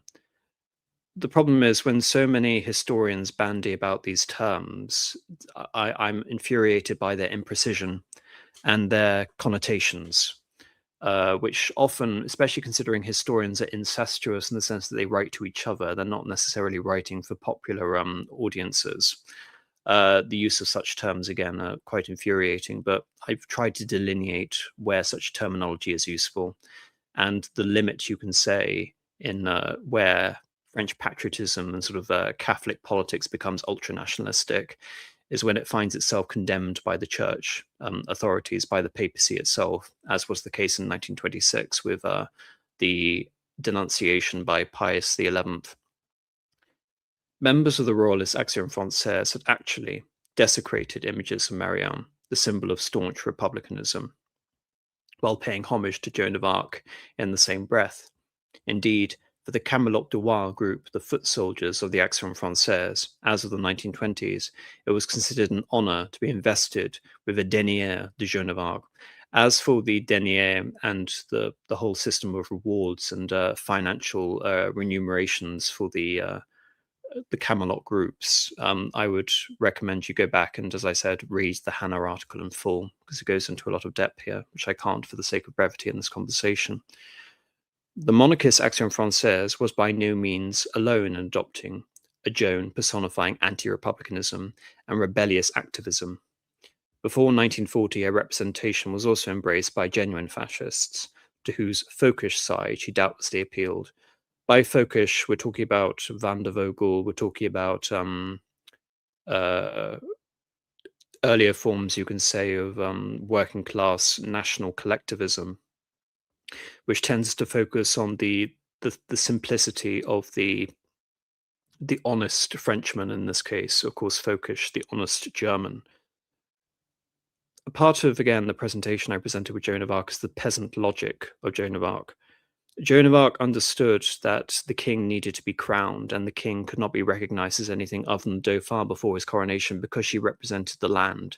She represented the peasantry of France, and the simple peasant logic of the French entailed that they do not recognize a king who does not have a crown, in the same sense they do not recognize a pope who is not in Rome. Of course, folkish, of course, bleeds into a whole swath of German nationalist movements and ultimately becomes subsumed into the Hitler Youth in Germany. But from a ideological point of view, in terms of its roots, it exists throughout much of the later 19th century and coalesces here. One of the instances, of course, is fascism, so it's correct to use that term. As one scholar observes, no single league or party could claim a monopoly of Le Bon Lorraine's image. She belongs just as much to the liturgy of Jacques Doriot's fascist party as that of Vichy. The extremist form of the Joan cult, long in opposition during the Third Republic, and consequently largely sustained outside of public schools and official national liturgy, finally acceded to power with the advent of the Vichy regime. Ever since the late 19th century, when revanchist elements of the French right began to overtake the increasingly internationalist left in the use of nationalist and patriotic rhetoric, the allegory of Joan had been relegated to that of an outsider. It would see flashes of respectability only when a few such mainstream and discernibly Republican figures as Georges Clemenceau deigned to join the ranks of Pierre Gaxot, Jacques Banville, Georges Bananos, Charles Maurras, and eulogizing the same from Domremy. Now, based on everything that I've been saying, I disagree with that. Obviously, I don't believe she was an outside figure. I believe that the whole encapsulation of the Cross of Lorraine, which of course predates World War I, is not just a World War II symbol for the Free French, focuses on this idea, especially with the impetus which resulted in this, the statue you see of her on the right by Fremier. What they're referring to by Clemenceau is that Clemenceau is making very laudatory references. He was a socialist who became prime minister, and ultimately he oversaw France's participation in the Versailles treaties. I'm sure most of you will know who Georges Clemenceau is. But he became the target of, I wouldn't say adoration, but respect from Action Française as being one of these few figures resolutely on the side of the continuation of the French Republic to endorse the message of Joan of Arc as part of the Union Sacrée. So I disagree, but then again, I can understand to further sort of illustrate the example of the centrality that Joan of Arc played to Vichy, why you can say that she was comparatively relegated. At one level, it is easy to understand why Marshal Pétain would have turned to Joan's image in 1940. Despite allegedly disparaging her in private earlier, he held great sympathy for Joan's recent biographers and considered Joan's referent to stand out as an outstanding role model, a shining example of the new order's virtues. By the new order, it's reference to the motto you see on the top of this Pétain poster on the right: Travail, famille, patrie, work, family, country.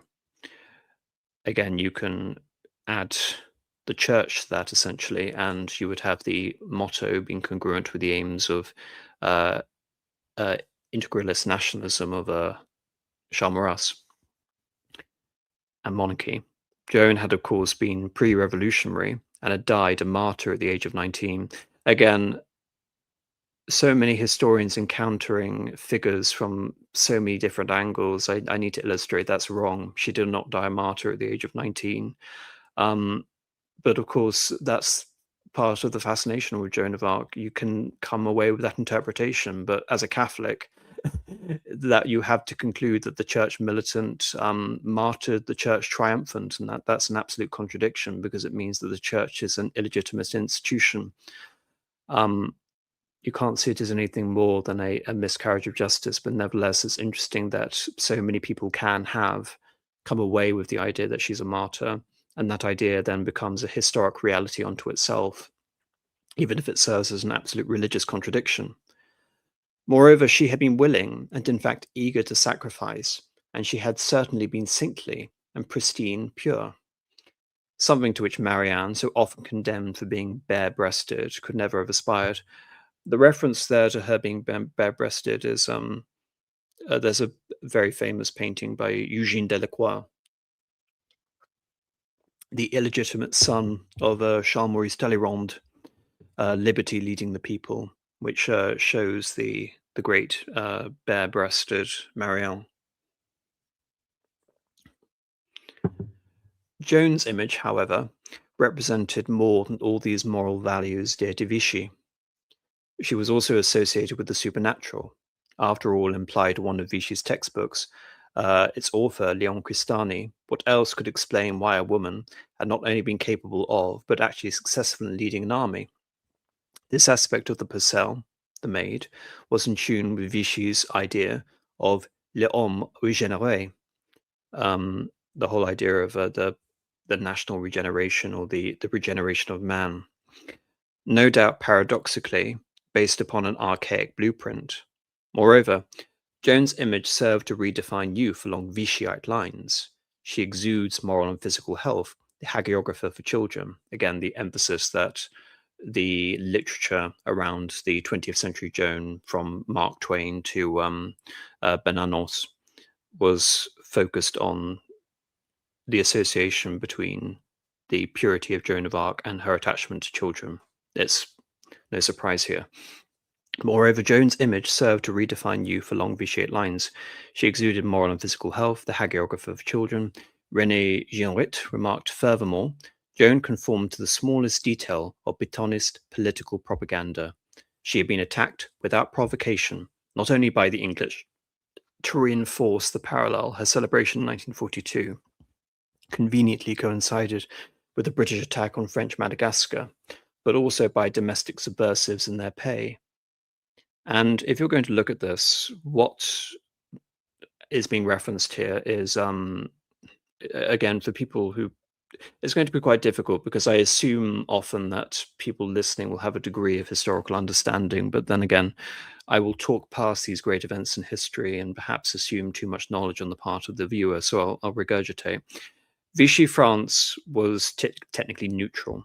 It didn't really become a fully collaborationist power until late 1942. And until that point, the loyalty of the French Navy was in question. For Winston Churchill, who was now Prime Minister, the French Navy could not be used as a tool against Great Britain. And so the British launched an attack at the French Mediterranean fleet at Mers el Kabir in Algeria. And for obvious reasons, this was seen as a great affront to France, French sovereignty, but also an attack by an allied power. It's one of these events which de Gaulle forgave the English for. He would not forgive the English for anything else, but he forgave the English for Mers el Kabir because he believed it followed a certain rule of military necessity. But nevertheless, that is the idea that the British are betraying the neutrality of France by refusing to allow Vichy that right of full political sovereignty. In a natural extension of this analogy, the media under Vichy depicted de Gaulle as a modern-day Pierre Cauchon, Bishop of Beauvais and Joan's tormentor, a French traitor sent by London to discredit and persecute the true France. And again, you can see that logic. Cauchon, of course, was the bishop acting in Normandy in service of the English, but of course he was still French. and desirous to be a cardinal and to become Archbishop of Rouen in his own right. And so, from the point of view, again, of the French propagandists, de Gaulle was nothing more than an English puppet, as something that de Gaulle would resolutely refuse to accept himself as nothing more than an English puppet. Indeed, you can say that's part of the brilliance of de Gaulle, is the fact that he was able to transcend simply being a British puppet to the point that he became resolutely anti-British towards the end, which is going to be the final point of today's discussion. But nevertheless, you can understand why Vichy propagandists would, again, historical presentism, the idea of Joan being a living sort of reminder, there being a certain immediacy here, that Joan is constantly living with us, and all of these aspects of betrayal and these historical analogies are playing out in this cyclical iteration of history. More importantly, Vichy clearly valued Joan's fanaticism. Had she too, like the Marshal himself, not made a sublime gift of her person to her homeland and to God? What is meant by that is that Philippe Pétain was, 84, I believe, when he was made chef de France, chief head of state. Before then, he had been made prime minister. He was made prime minister as a last-ditch attempt to shore up French morale, that the hero of Verdun was being made essentially as the war leader. It didn't do anything, but it essentially ensured that Vichy had a sense of legitimacy that it would have otherwise lacked.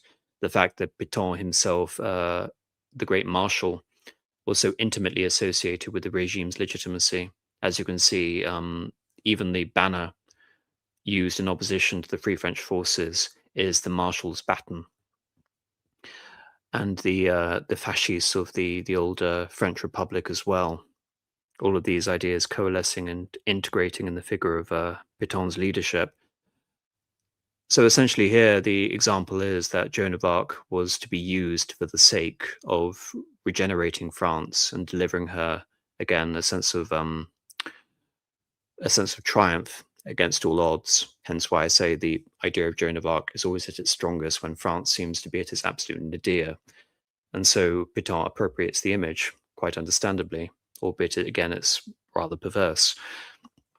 Hers was a total diversion, supposedly comparable to that shown by Pétain to France, and undoubtedly akin to that which the Marshal preached in his speech on youth issues on the 5th of March 1942. The moral total development of a French youth includes an engagement without reticence and without reservation to the service of the cité and the nation. The cité is, there are many sort of implications, but I tend to think of it as the city of God, and the city of man being the French nation, veneration to God and veneration to the patrie. And again, that's just to reaffirm the points that I made earlier with Charles Maurras. And this is where you come to the contrast again with Charles de Gaulle. This again is his emblem, the Cross of Lorraine. Part of this whole idea of France essentially being held asunder was again placed in reverse.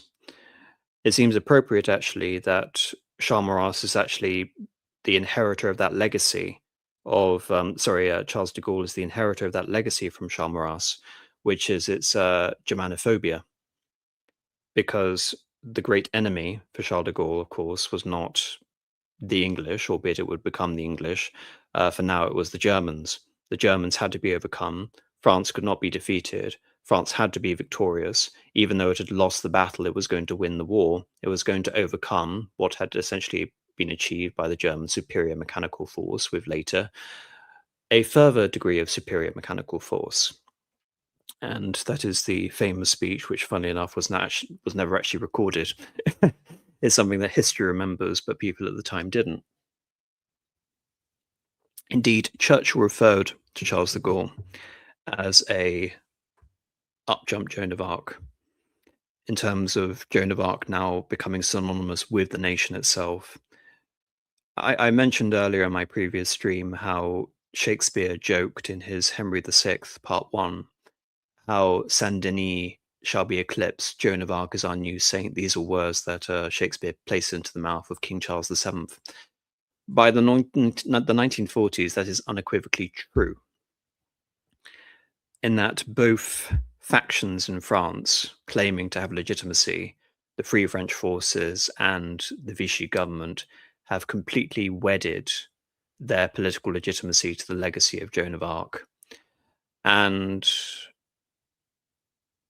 in that sense, again, that represents the triumph of the patriotic idol over the Catholic legitimist idol.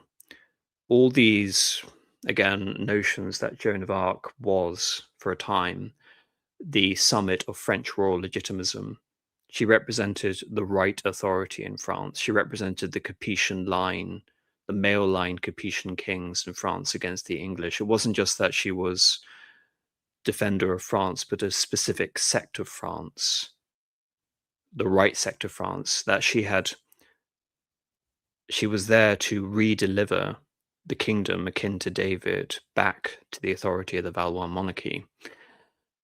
And despite her canonization, the reputation of Joan as a national icon is now, you can say from that point of view, purely idolatrous. It has evolved into something which has become intimately associated with the Republic of France on both sides, regardless of the contradictions one may draw. And that is where I'm going to leave the political side of this conversation. As you can see, it's already gone on for nearly 2 hours. And if I were going to cover the other conspiratorial aspects to her, namely the aspects of witchcraft, modern sort of esotericism, and all of the alternative theories regarding Joan of Arc, but also the role of gender and female mysticism and all that sort of stuff, has to form its own conversation, unfortunately, because this has already gone on for too long. And unfortunately, my voice isn't strong enough these days to do what I used to do, which is these 4-hour streams. So thank you very much. Now, there haven't been any super chats. So whilst you still have me, I would suggest that you put some questions in the chat for me to answer regarding this side. And then I will leave you there and see you next week.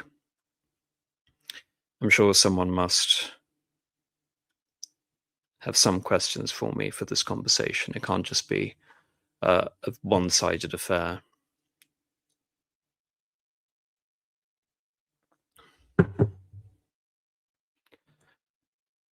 Yes, I remember Churchill saying that. He thinks he's Joan of Arc, but I can't get my bloody bishops to burn him. Yes, that feeling of betrayal never left de Gaulle. It really cemented when Churchill was behind the independence of Syria and Lebanon, which had been French protectorates in the 1910s and 1920s following the Sykes-Picot Agreement. And as someone mentioning, de Gaulle was also a devout Catholic, and yet he was pitted against the National Regeneration Movement of Pétain, which again was also resolutely Catholic. Someone is asking me, is Joan of Arc a good role model? That's not a historical question, but what I can say, just speaking as a human being and not as this sort of, I don't know, deracinated, just tedious historical analyst, is that I was actually quite inspired looking at the story of Joan of Arc, and in particular, it was Mark Twain's Recollections that I found quite inspiring. But as with so much of understanding history, I mean, so much of these conversations revolving around Joan of Arc have been stretching the limits of my credulity. It should be mentioned that throughout this entire conversation, what has been a persistent feature that's been omitted from the significance of Joan of Arc, the validity of her visions, everything essentially has been working around that point, because the church itself cannot understand and categorize the validity of her visions as part of a consistent Catholic Herrschaftsprinzip, ruling principle of Christendom, because it has to synthesize as part of a greater whole, not simply as a partisan cause. And that is in many ways why she had to be condemned, because it was the whole notion that the saints would only speak French, they wouldn't deign to speak English, as was the intimation at her trial. It wasn't her explicit reference, but it was definitely a clear intimation. As for the question Gilles de Rais, you'll have to wait till next time.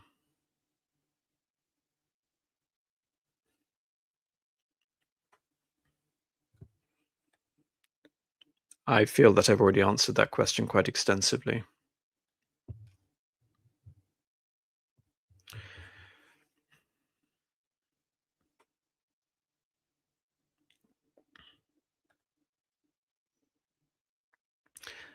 I can't really answer that question because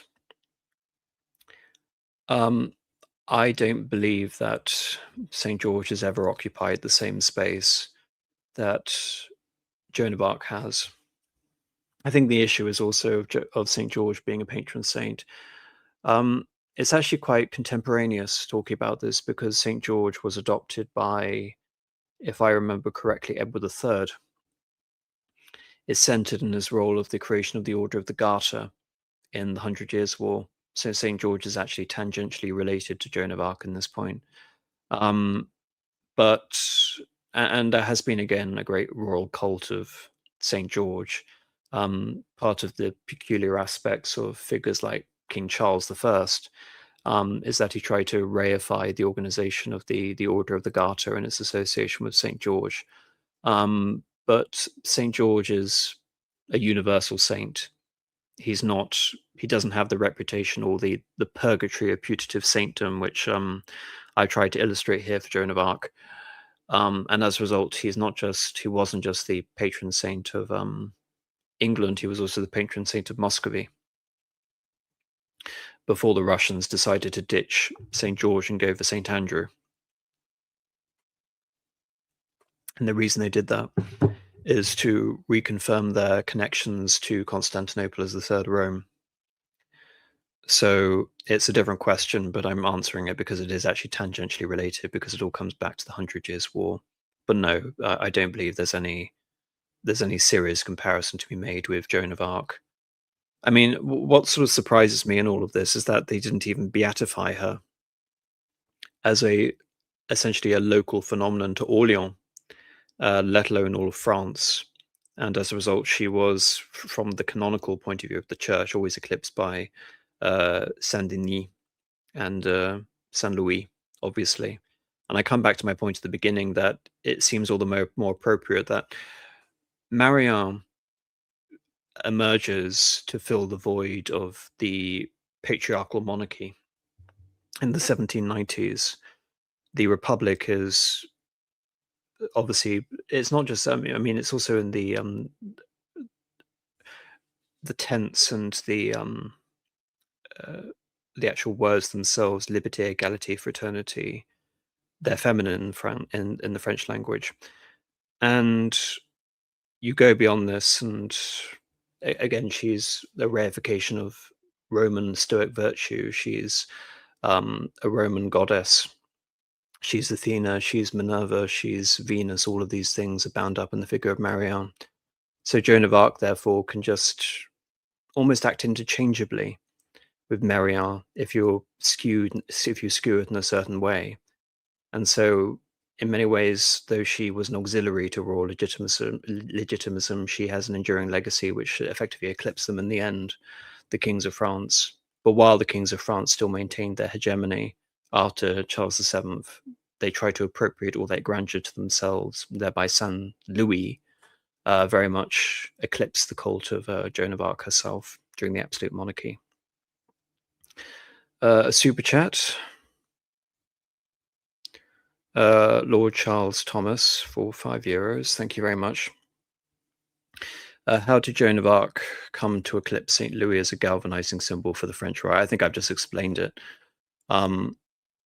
Again, I think the irony of all of this is that like I said, it's the monarchy being superseded by republic actually creates the environment where Joan of Arc becomes this icon for national integralism and Gallicanism, more so than the monarchy. So even though that's an incredibly perverse reading of the actual history and the motivations of Joan of Arc, which I believe railed completely against that, with every fiber of her being, she believed that the Capetian monarchy was the right authority on earth, and if it was David and Goliath and a god-consecrated kingdom, the whole idea of a republic would have been completely and utterly repulsive to her, the object of her, complete and utter furor. But you can understand in a postmodern world how, as Hanna was referring to, the pliable image of Joan of Arc could be rendered conducive to a form of political republic. Hopefully I've answered your question. You saying that, it just reminds me of that famous Fulton Sheen clip, Bishop Fulton Sheen, where on the Place de Vendôme, there stands a column near Apollo, which obviously means that Napoleon is just an aspect of the sun cult of Apollo and he never existed. But it's definitely an explicit association that Louis XIV is Le Roi Soleil, the Sun King, tried to draw to his monarchy. I'll again bring up the horrific image you can see on the right of the Olympian gods as the French royal family. I don't know what it is about French painting in the latter part of the 17th century, but I've never been attracted to it.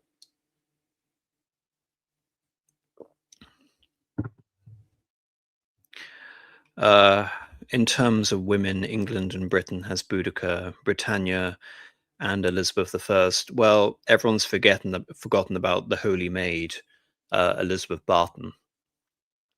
If Mary I, the Catholic Mary I, had been able to achieve the impossible and produce an heir by her husband Philip II of Spain, and England remained Catholic and Elizabeth wouldn't have become queen, it's very possible that Elizabeth, the Holy Maid, would have come to fulfill a similar role as that of a Joan of Arc in a couple of respects, not all respects, obviously, definitely not the martial role, because Elizabeth Barton was warding the king off his marriage alliance with Anne Boleyn and the break with Rome, and she was ultimately condemned by Thomas Cromwell and the church authorities under Cranmer, I believe. Under a similar logic, it should be mentioned to Joan of Arc that she was a fraud and her revelations of the king's death were politically motivated, that she was a partisan towards the restoration of, oh goodness, I'm trying to remember which branch of the Plantagenet she favored. I think it might have been the Courtenays against the Tudors. And if Mary had succeeded in bringing England back to Catholicism, it's very possible that in the 19th century, the Holy Maid could have suffered a revivalism. So no. And obviously Boudica was pagan, so absolutely not.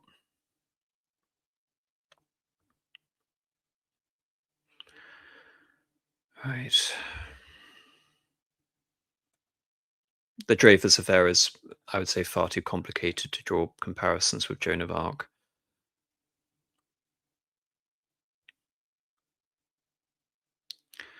All right, I'm going to leave it there. Thank you, everyone, for listening. I'll see you again next week. Good night.